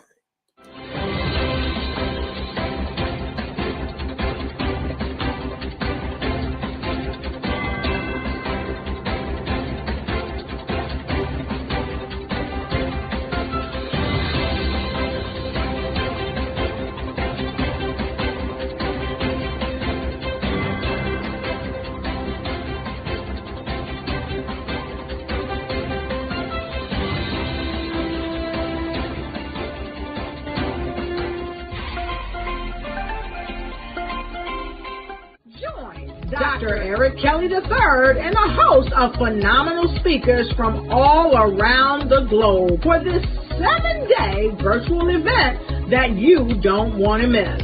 The mission of the Black Business Expo is to raise scholarship money from kids all the way from high school, all the way from college. The Black Business Olympics is one of the largest Black business showcases in the world. It is an opportunity for businesses and companies to showcase their businesses globally. We are going to be giving away laptops up to $5,000 away to students. Again, I'm Olivia Appleberry, the founder of 2 Cents Finance and one of the speakers for the expo. I am so excited to see you there. For more info, go to www.blackbusinessexpousa.com or call 919-308-9090 and hope to see you there.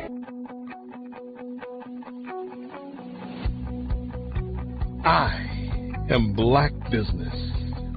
From the moment I wake until the time I sleep. Yes, I am Black Business. I am Black Business. Tell me, are you Black Business? I am Black Business. Do you support Black businesses? Listen, I support Black business because I am Black Business. Black Business Expo, one of the largest business showcases in the history of Black business in the world. The world!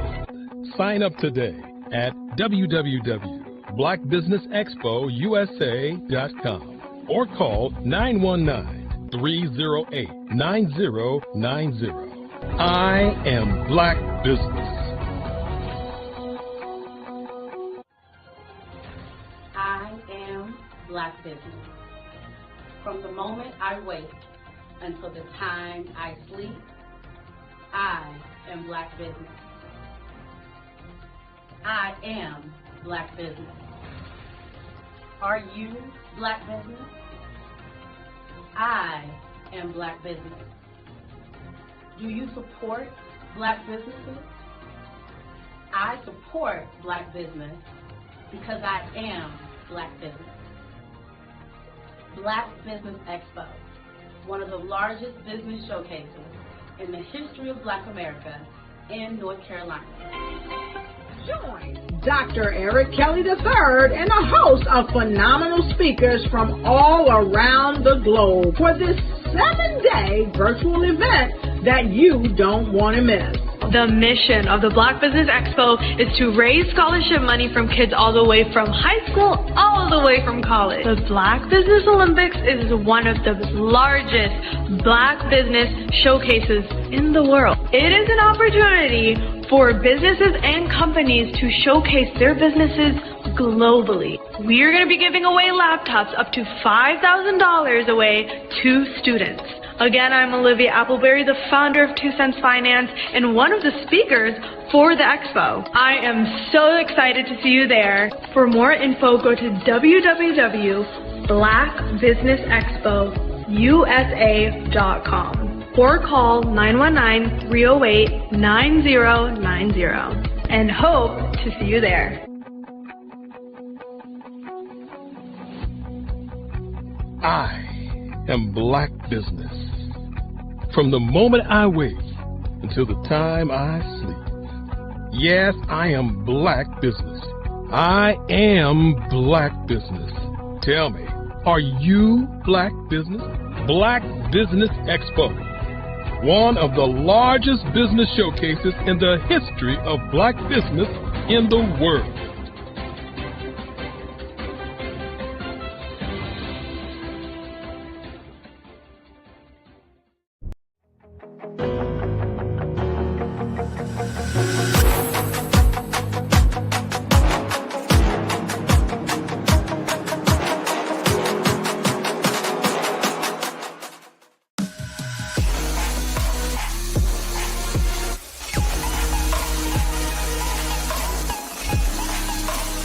Over the past few years, we've seen the growth of existing and new initiatives focused on financial inclusion, building global networks, and reducing the wealth gap in response to the idea there's not enough seats at the table. Whether their outcomes are to increase the representation of Black executives on corporate boards, ensure an inclusive global economy, or to create new U.S. African commercial pathways, the strategies are often carried out by separate programs. The question is, should they be? With the continent of Africa being home to more than half of the world's fastest growing economies, the youngest workforce, over 400 companies generating more than $1 billion annually, 700 generating more than $500 million annually that are poised for growth, and being the destination of nearly $5 billion in venture capital in 2021. Diversifying U.S. and Africa commercial engagement by building bridges between African businesses and their U.S. diaspora should begin being seen as mutually beneficial. From helping to reduce Africa's enormous capital gap to catalyzing two-way trade opportunities, the COVID-19 global pandemic hopefully has taught us that global challenges and opportunities are more interconnected than we thought. During the pandemic, African companies like Unicorn Flutterwave, insurance provider Reliance Health, ride-hailing app Yasir, and 54Gene, the continent's first bank of DNA on people of African descent, proved that when African companies have access to networks, capital, and information, they grow big, grow fast, and create solutions that are valuable to the world. This is why Be Direct was created. We are the first U.S.-based but African-centric board preparedness and board search company designed to connect U.S. Black talent and corporations to African businesses. Unique and fundamental to Be Direct's success is our process of helping board candidates adapt their experience and networks to an African context before they're connected to high-growth companies that are looking to locally and globally scale. From our focus groups with African business execs and government leaders, we don't ignore the sentiment that business is easy, but people are hard. Having a pool of board candidates with hard-to-access networks and extensive experience across the business life cycle, including successfully raising capital, is table stakes for an initiative like this. So yes, we have that. But corporate or entrepreneurial success in the U.S. does not guarantee success in Africa. Developed alongside industry partners on the continent, our training program, Be Direct Prep, is designed to transpose their experience to create cultural comfort, understanding, and a commitment to helping businesses in Africa scale. Our board governance sessions are African, continental, and country-specific, integrated with cultural awareness and dexterity training, masterclasses led by African industry execs, and mentoring and coaching from African continental-based facilitators. But even more unique to Be Direct Prep, we cap off our training program with an immersion trip to help candidates that have not been to Africa before see and feel Africa's complexity and opportunity from African soil. We all know traditional network-based board placement has historically left a lot of us out of ever really being in the paid board pipeline. Our strategy supports the work of many great organizations that are successfully filling seats at U.S. board tables by creating more tables for those that are still left on the sideline. It's time to start seeing the role and value of U.S. Black talent and businesses on the continent of Africa differently. Old perceptions and habits limit economic inclusion. Let's transition Black talent and the African businesses they will support from the periphery of the global economy to its core. Living in a global lockdown, we all know now how fast local and global economies can change, and see the value of having businesses that hire, strengthen local value chains, and even grow globally. Status quo in any form holds back progress. We must democratize U.S.-Africa commercial engagement by socially and economically connecting cultures that have long been disconnected. It's time for Africa's U.S. diaspora to redefine their global value by helping African businesses scale continentally and globally.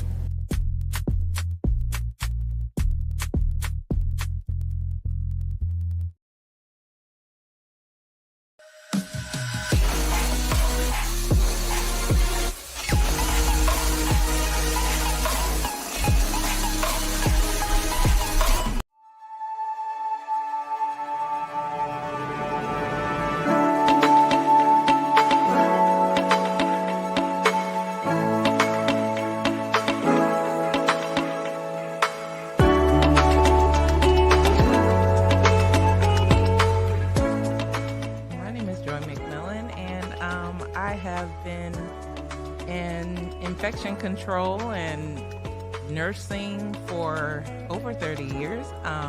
It is truly my passion. I love being able to see people who are in need go into a facility and get quality care, have quality outcomes, and don't leave with anything they didn't come in with.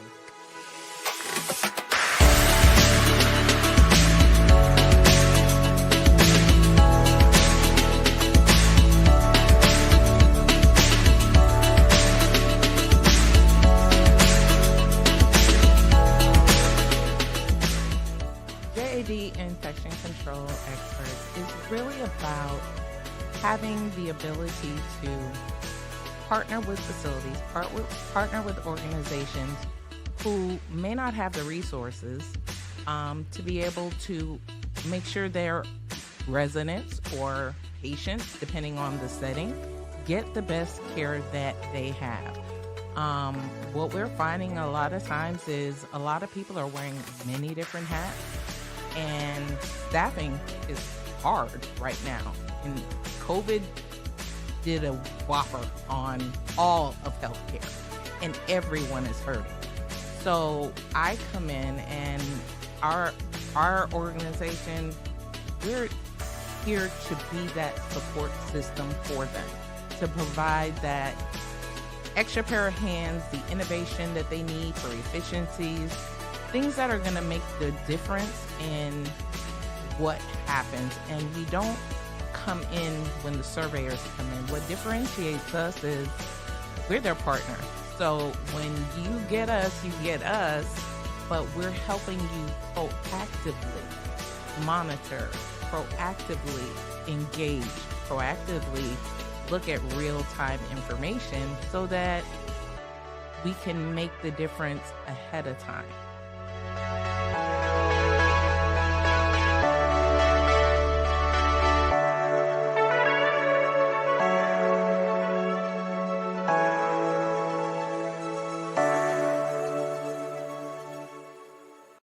At 5-Star BDM, we don't just elevate brands, we forge industry icons.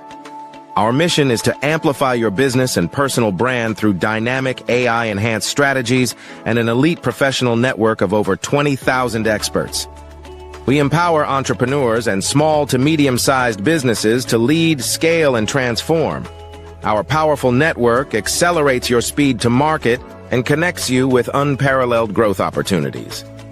If you're ready to lead, we'll position your brand to set the industry standard. Explore our comprehensive services designed to build your brand, drive growth, and innovate your business. From personal branding and business development to technology solutions and investment banking, we offer tailored strategies that deliver measurable results and help you dominate your market. Our personal branding service uniquely tailors your professional story. Starting at just $99 per project, we offer online courses, in-person workshops, and scheduled weekly calls. Perfect for individuals beginning their personal branding journey, we help you craft a legacy that commands attention and respect. Strategic plans and execution are at the heart of our business development services. We focus on sustainable growth, helping you secure funding, scale operations, and expand your market reach. Our expertise ensures your business thrives in competitive environments. Innovate with custom artificial intelligence, machine learning, and software solutions tailored to your needs. Our technology services are designed to enhance your business operations and drive efficiency, ensuring you stay ahead in the digital age. Discover real stories and real results. From healthcare startups to tech entrepreneurs, our clients have achieved extraordinary success. For instance, a healthcare brand transformation led to a 40% drop in patient infections, showcasing our impact in diverse industries.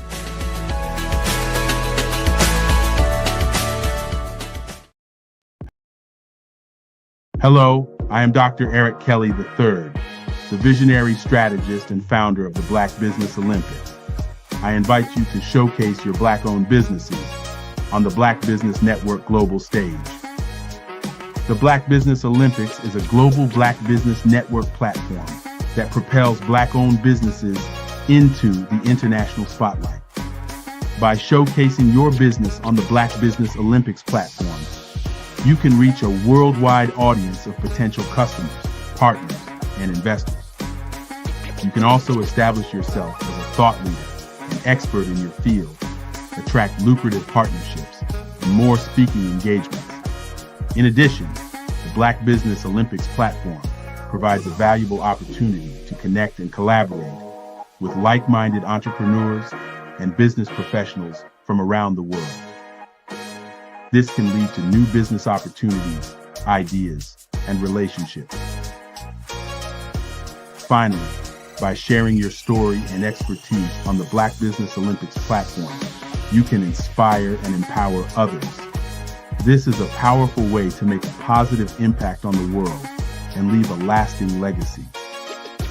If you are a Black-owned business owner, I encourage you to seize the opportunity to showcase your business on the Black Business Olympics platform. It is a once-in-a-lifetime opportunity to make an indelible mark on the world.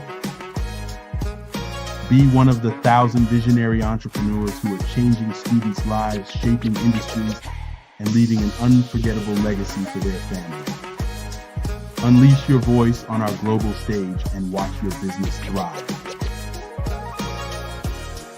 Black Business Olympics is one of the largest Black business showcases in the history of Black business in the world. Yes, the entire world. Just give me a call today at 919-308-9090.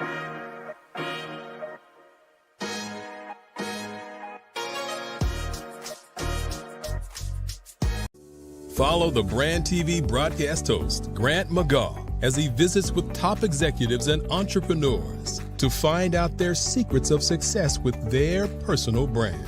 Follow the Brand TV broadcast host as he focuses on brand development to build better relationships, bring value to your business, relationships, and career.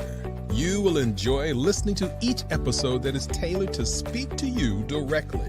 If you're looking for this type of clarity in terms of building your brand, you have tuned into the right station. Each episode will help you to shape a conversation in the 5-star BDM network of 20,000 professionals and become a springboard for your corporate engagement and business opportunities. Each guest will frame their story in the areas of personal branding, business development, career development, financial empowerment, and technology innovation.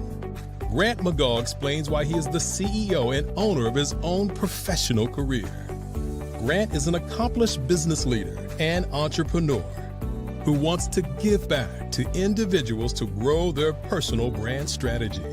Tune in as he weaves his story about new possibilities, while to you exceed expectations. If you love storytelling, this show will make for fun.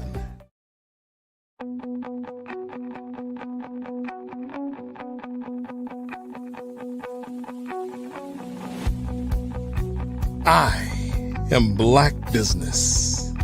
From the moment I wake until the time I sleep.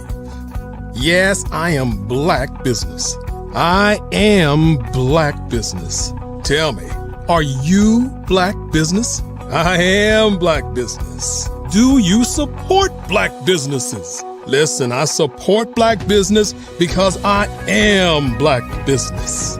Black Business Expo, one of the largest business showcases in the history of Black business in the world. The world! Sign up today at www.blackbusinessexpousa.com or call 919-308-9090. I am Black Business.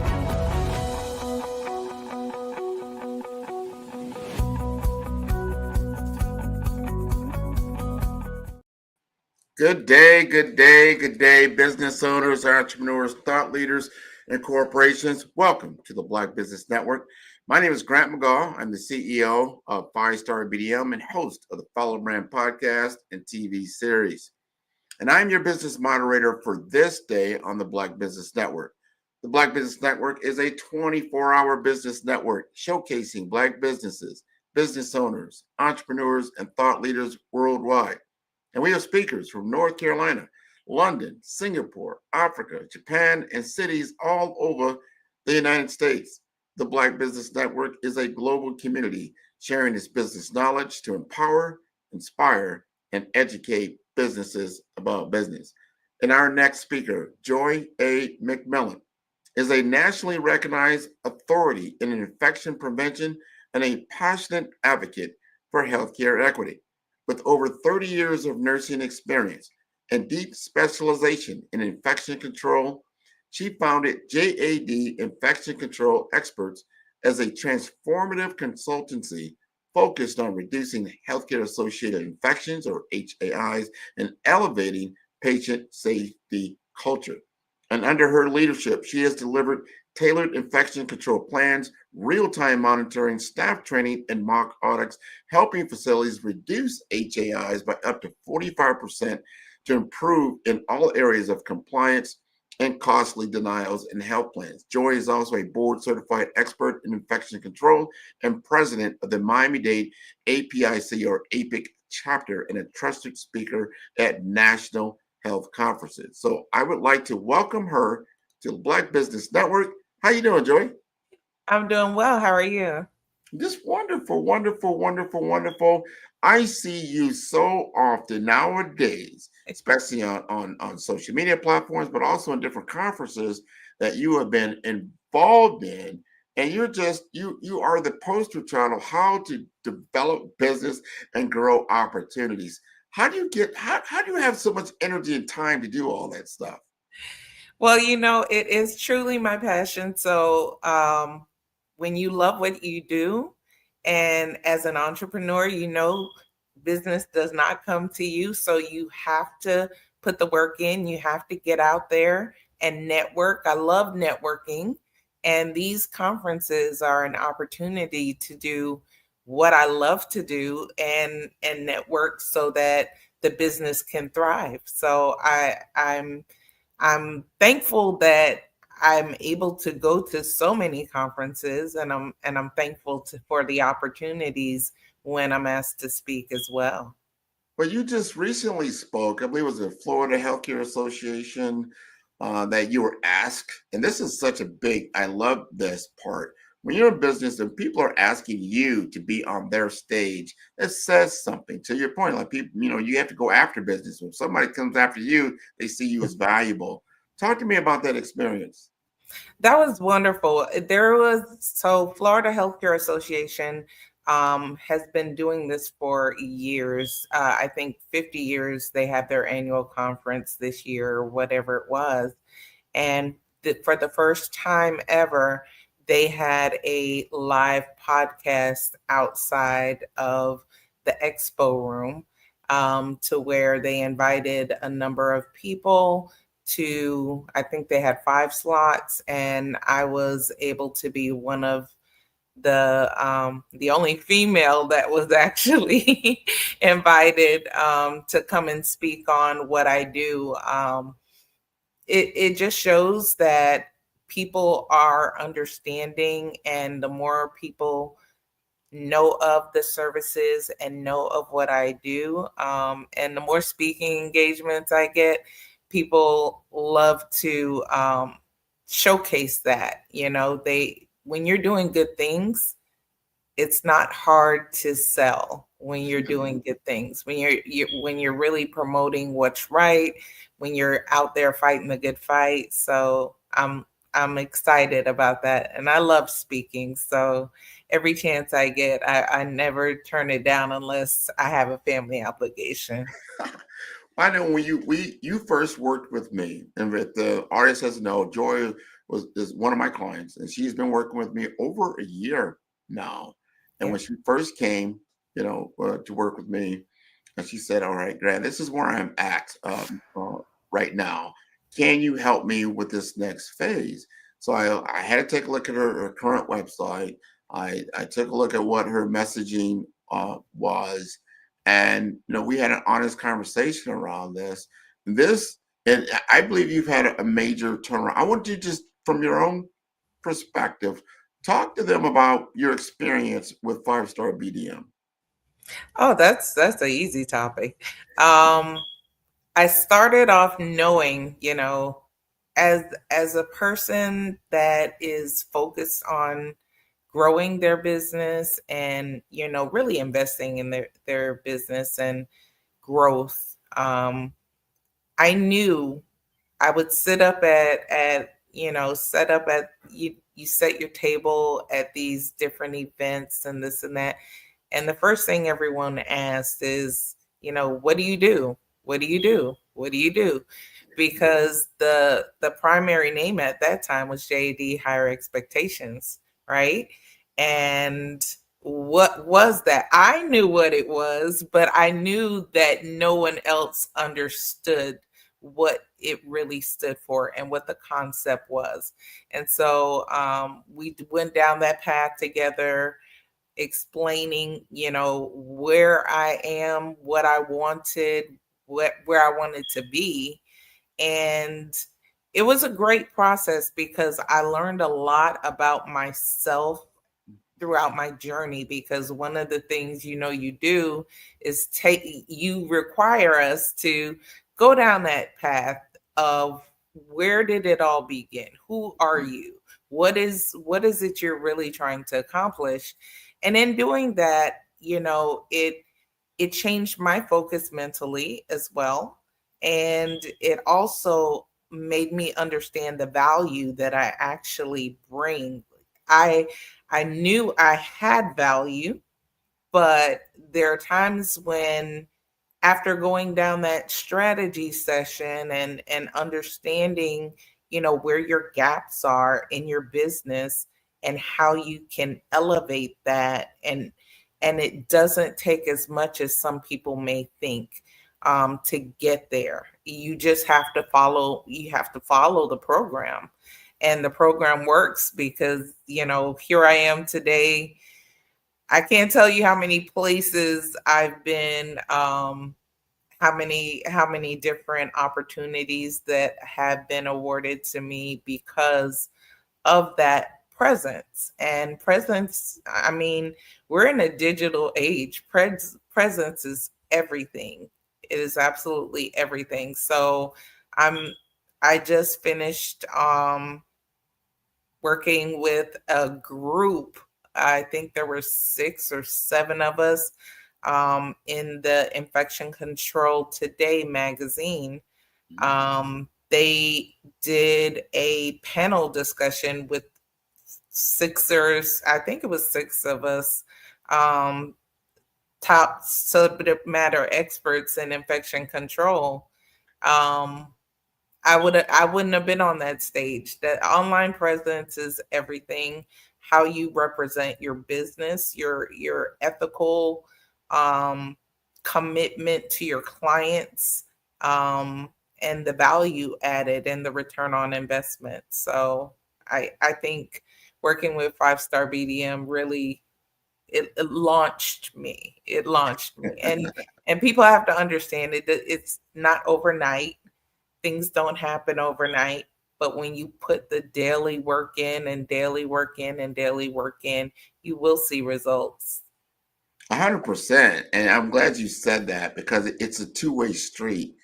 You put in the hard work. And let me tell you, working with her, and I love working with her because when she said, I don't want to do this mediocrely. I want to do this, I am a premium brand. So based on that, after we went through the brand blueprint strategy, that's the strategy, that's the building block, right? Then she said, okay, what do we have to do next? And well, we're going to have to build out, your website because it wasn't reflective of the premium brand. Right. And we built it out. It's a beautiful website. You got to go to it. You got to it's jadicc.com. I mean, you just take a look at that and you'll see it really captures her story, her essence. We put a lot into it, but it's beautiful, beautiful. But that's not the ending, because after we did that, I said, okay, Joy, I'd like you to be, now the guest on my show.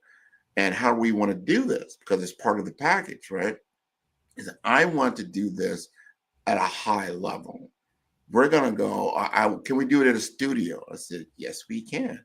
So we went over to the Levon Innovation Center studio, And, remember, we put the whole package together. Like, even now she has some of her brand colors on. These are her colors. She said, so because it has to match, right? Everything, there's a balance, there's a rhythm to everything. I'm telling you, we get over to the Levant Innovation Center, and this interview is still available online. You can look it up on my website at 5-Star BDM. Go into podcast, you'll see her particular session. And I want you to tell us, how did you feel doing that podcast? I felt doing that podcast that I was, sometimes in your life you feel like I finally had an opportunity to be me and show off my excellence. Mm-hmm. And it was it was funny because as we walked in, my website, my brand colors were the colors that was set up in there. The chairs matched, everything matched. And it was just a wonderful opportunity. And like I said, I don't like to do anything sideways or halfway. If we're going to do it, if we're going to have that grand opening, let's do it with a bang. Let's do it with a bang. And they were so professional, and the podcast was so smooth that the time flew before I even knew it was time for it to be over. I mean, it was wonderful. But it gave you that stage, and we were saying, like, now you become visible. We've done the brand blueprint strategy. You understand the game plan, right? We're starting now to build out the platform. Like I said, we've got the platform built out. Now we have an opportunity for you to now to showcase. And that's what people, they see my show, and some guests are guests. Some of them are clients. A lot of them are my clients, because then I give them. I'm glad how you said that. You now have the opportunity to showcase your expertise, and you're clear. You have clarity now that you didn't have before, and you're sitting and you're stepping into your zone of genius. The stage is set. This is the Joy McMillan moment, right? This is your moment. And this is the most beautiful thing. It wasn't like a one-off, one and done. She has taken that launch point and continued to escalate up. If you follow her on LinkedIn, you go to her LinkedIn page. She's just got a massive audience. And I think when we first started out, I don't know, I think you had less than like 500 or so of followers at the point, connections on LinkedIn. Say, hey, you got to get it up there. I think now you're hovering around, what is it, 4,000 or 5,000 or so? Something like that. It's definitely come a long way.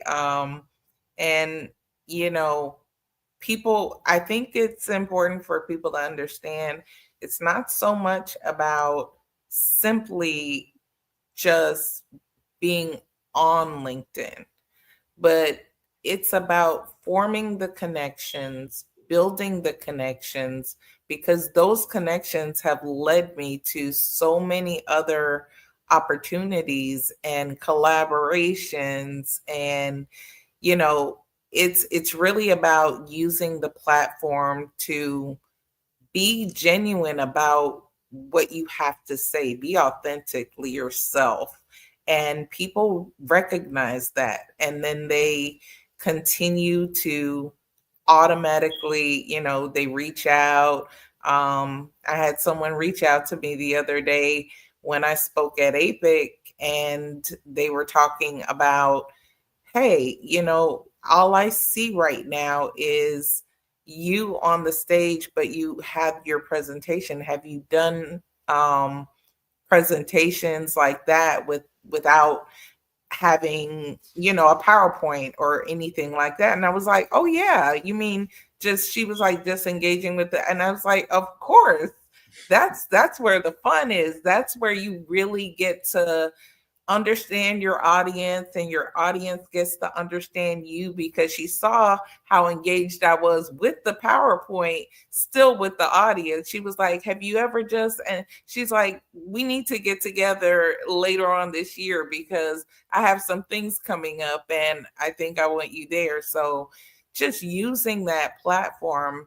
LinkedIn is a great platform to be able to, I would say, just gain different connections and have people reach out to you. And you actually, I love to educate. And so my posts, most of my posts have everything to do with teaching people and helping them understand what gaps that they have. And, you know, if they need the help, I'm here, and letting them know that. So, yeah, I love it. And that's the point, that you're sharing your expertise with your target audience. Yeah. And through that, I've learned so much about just personal, hygiene and understanding infection control at such a high level. And I know when we first got together, and I was, because I've had my own personal tragedy in the healthcare system, had nothing to do with infection control. But then I started to understand that medical errors are huge. So we have, well, I think it's like 400 or 500 medical errors that result in death every day in the United States. And we put it in the context around that. That's like 2 jumbo jets crashing every single day. And I always bring this up because I want people to have context around this, because if 2 jumbo jets actually crashed every single day in the United States, there would be an outcry, and they would be like, "Oh no, we're shutting down the airports, right?" Because like, no, we can't. No, this is a problem. But this actually happens every single day in the healthcare industry, and because it's not focused on, and it's not packaged in the way that I just said, we become, like, I think, somewhat complacent, maybe. Expecting, Yes. like, oh well, we only lost 1 today. Like, that's 1 too many. Right. Talk to us Right. about hospital acquired infections.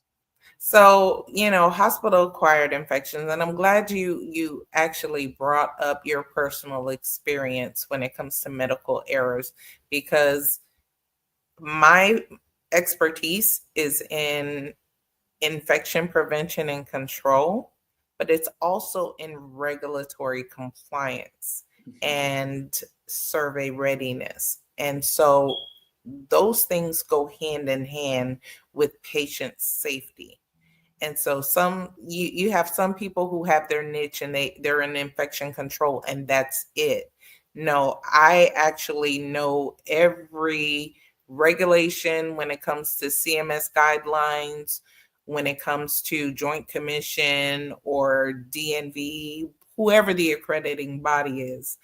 That's why I focus so hard on mock surveys, because it is to make sure that when your loved one goes to a healthcare facility, they're not coming out with any healthcare acquired infection. They're not dying from a healthcare acquired infection, that they're not getting medical errors that are preventable. And these things take place, just like you said, every day. But if you don't have a system in place to make sure that everybody is getting quality care, then it's just like you said, people get complacent. They don't even think about it. You have to bring it to the forefront. And then at this day and age, and it's sad that we're here, but the reality is, if it's not costing them money, then they don't see the return on investment, right? So, but it is costing them money and they don't even realize that it's costing them money when the surveyors come in and they give them their penalties for all of their citations. It's costing them money when they have to settle with these families that have gone through such hardships because their loved one can no longer do what they used to do, or their loved one isn't here anymore, right? So there are costs to all of those things, and not just that, but staff turnover. You have healthcare is dealing with the turnover issue of the century since COVID came through. And it's really, really bad. And it's not getting better if you're running an organization that does not prioritize patient safety and staff safety, because the staff want to feel confident and comfortable with putting their, their passion into taking care of people. And if they see that that organization really just cares about the dollars and not the persons, then they choose to move elsewhere. And we see that all the time.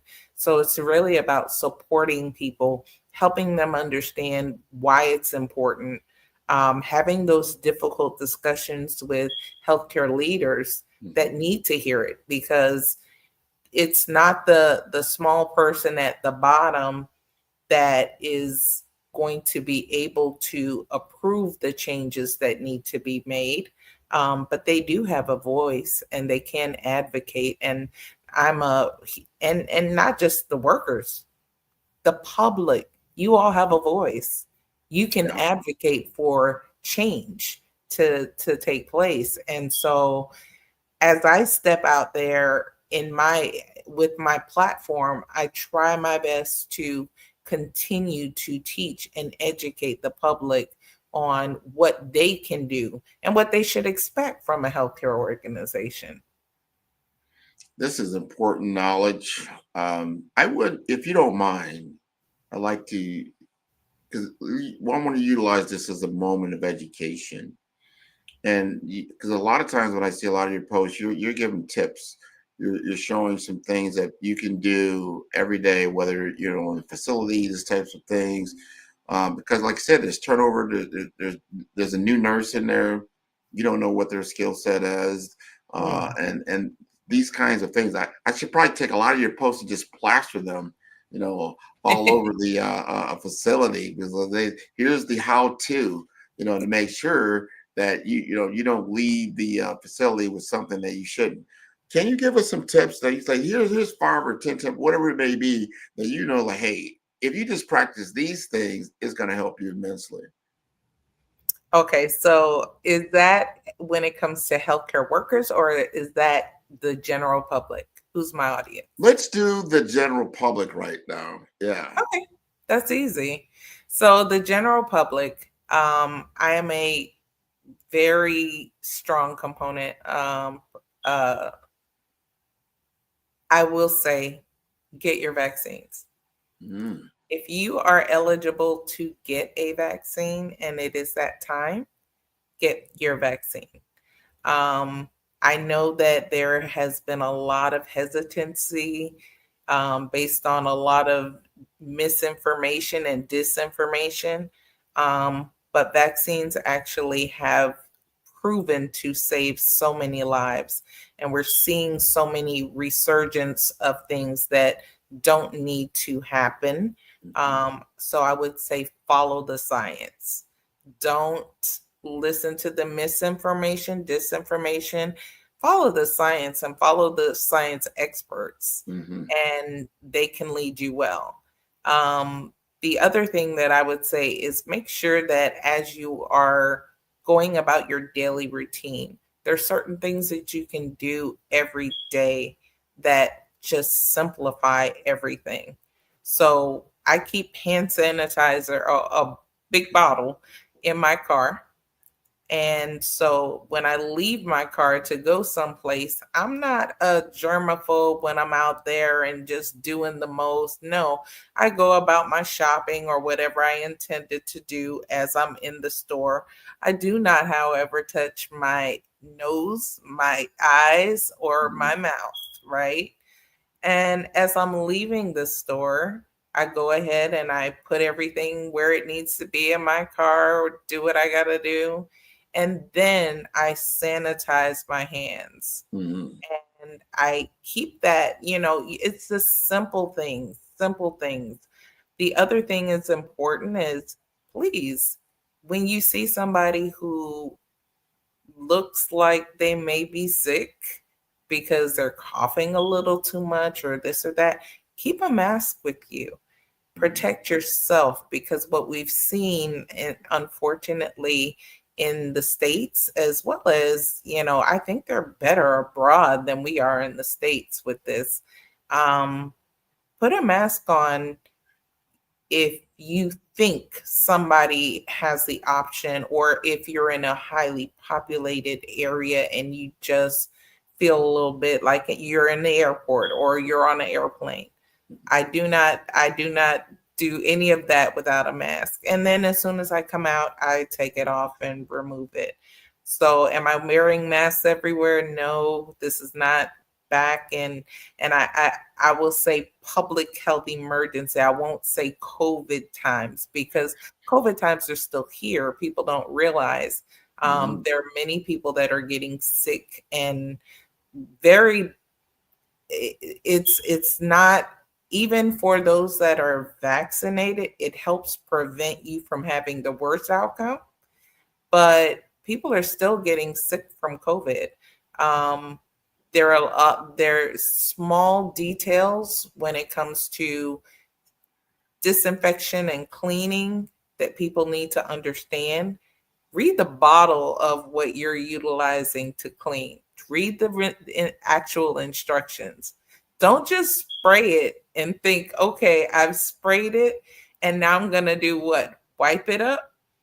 Because that's what people usually do. But that bottle will tell you, if I spray this, how long does it have to stay wet before I actually can dry it up so that it can do what it's intended to do and actually disinfect that area.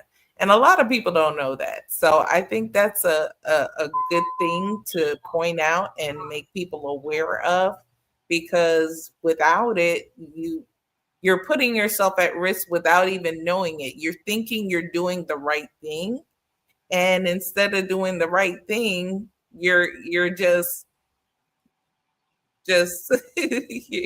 making yourself feel good, I'll say, or you're making the area look better because it doesn't look like it's dirty, but the germs are still there, and the germs are still German.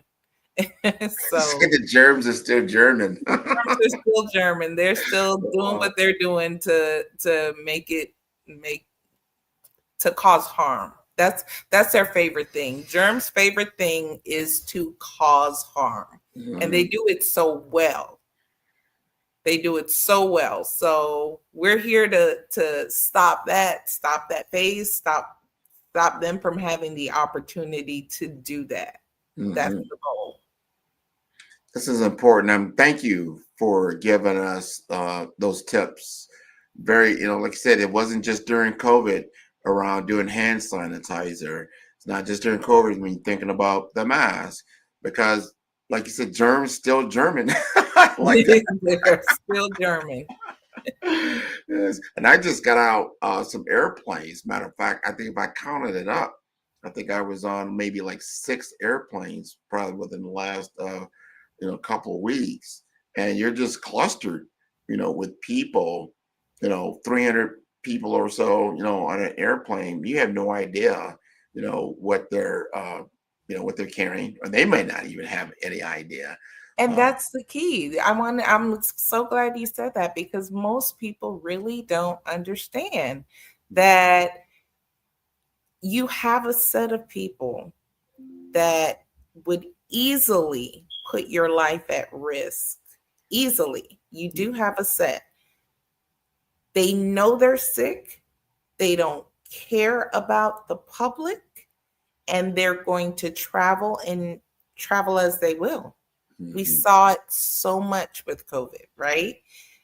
But then you have people that have no idea. So in infections, you have what they call an incubation period.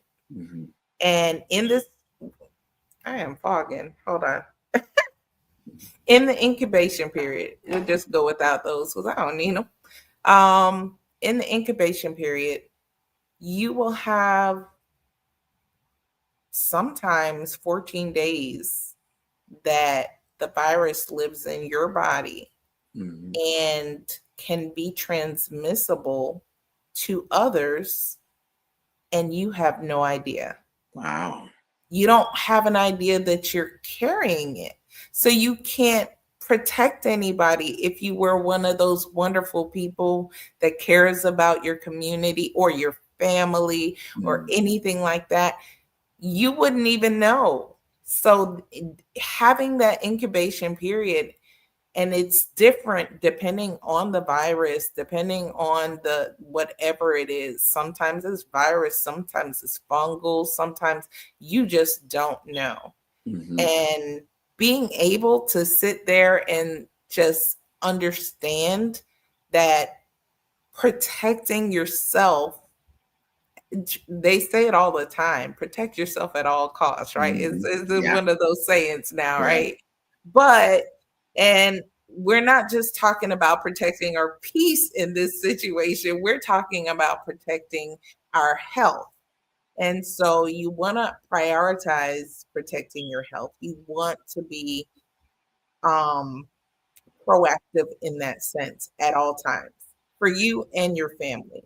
And so that means whatever you have stays with you, but whatever they have, you don't want it and you're not going to get it. So yeah, anytime you're taking, and I've been doing that all year. I've been on so many flights. I at one point in time last month, I believe, yeah, in July, I actually took a breath and said, "Thank God I'm home."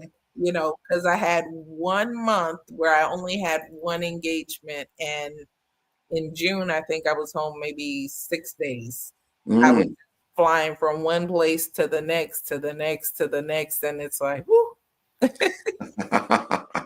Yeah, and keep yourself healthy, and you do all those things like you said, because you're around, especially going to conferences and whatnot, and you just got to be aware of that. Whether you get food, you're eating in certain places, you don't know how what cleanliness levels are. And I know for yourself that you're watching all these different things. Oh, I sure walk do. into a place, because you do audits as well. You're going to a facility and do an audit and look around. And you're like, okay, this is not going to pass, but it'll let you know where you're at, also. And maybe you get somebody, the 5-star, you give them an A+ because of how their cleanliness level is. But you got to protect yourself. That was the number one takeaway I got from what you just said. You've got to protect yourself, because some people they're not intentional about spreading germs, because they just don't know they're sick. It says it's an incubation time, and by the time they're visibly sick, they've had that for a little bit of time here. We've got a couple of minutes left, and I want you to, if you don't mind, just kind of hone in more on running your business, and what do you feel are going to be your next steps? What can we look forward to seeing from Joy McMillan? My next steps, when I look at the plans for the future when it comes to JAD infection control experts, is to be able to be I want to say more visible and more involved in some of the bigger enterprises. Right now, I have consultants that work with me across the nation. I was able to gain that through APIC. However, I have a broader vision, and I'm looking for some global partners as well. So I've been speaking with people in different countries about what's going on in their facilities, and do we have the ability to support them, and scaling up so that we can support everybody, so that we're not just nationwide, that we become worldwide. Oh, and I love that. I'm glad you're saying that. I think it's so important. And then also for the audience, we've mentioned the acronym APIC, but I don't think we've told them what it really means. I know you're the Miami-Dade president. Give us a little bit of context around APIC. So APIC is the Associations for Preventing Infections, and all of their experts. And so we are the subject matter experts. We are the people that are in the facilities trying to keep you safe. However, there's a huge advocacy that comes along with APIC. And I'm so thankful to be a part of that organization, working with them. We're still, USA may have given up on WHO, but APIC has not. We are still partnering with WHO. We are still partnering with the CDC. We're still partnering with global healthcare organizations and global public health trusts, so that we can continue to make sure that whether the government funds it or not, that we are here trying to make sure that everyone has safe health care in the world, that you can, and that children aren't dying across the country and in other countries because we're not vaccinating or they don't have access to vaccination. So, I mean, there's a lot that's going on, and it's a wonderful thing to be a part of that. I would say that organization. We have APIC. I'm also speaking at FIPIC, which is a Florida chapter of, or it's actually an association for Florida professionals in infection control. So I'm speaking there in September as well.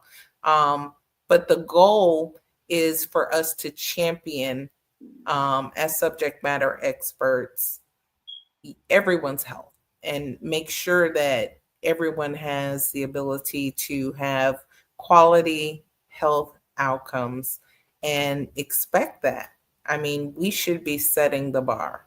And so APIC gives us an opportunity to continue to fight the good fight, keep educated, educate others. And so I love that. And does APIC, in your role as president, do you engage hospital systems, skilled nursing facilities, acute care, rehabilitation center, all of the above, or just some of those? All of the above, and ambulatory care centers and home health agencies, and everywhere that you would go, doctor's offices. Healthcare is healthcare. You should be seeking it out proactively, but sometimes you need it because something has gone wrong. Either way, I mean, and some of it's cosmetic. You have no idea the cosmetic centers, how many of them have actually started. And you've got cosmetic centers, you've got hydration centers now where people will go and say, oh, I just need a rejuvenation and this and that. Or let's not talk about the mommy makeovers. Yes, I probably needed one 10 years ago and never got it, but I haven't got it because as a nurse, I've always seen when things go wrong. So when it comes to not having surgery, if you don't need to have surgery, sure, I'd like my face to be a little bit slimmer and a little my waist too. But I will take it as it is because I know what can happen when things go wrong. So that's I want to thank you again for being on the Black Business Network. This has been wonderful. Genius is common, and I will see you on the other side. Thank you. Bye-bye. I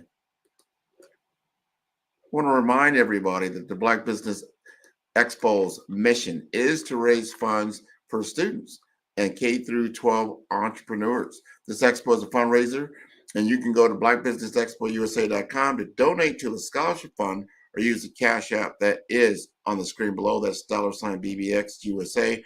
Our goal is to give laptops and up to $5,000 to 10 students. And students, you can register online at blackbusinessexpousa.com. Every dollar counts. So I want to remind you to donate to the Scholarship Fund. And we want to thank our Black Business Expo USA sponsors for July 2025.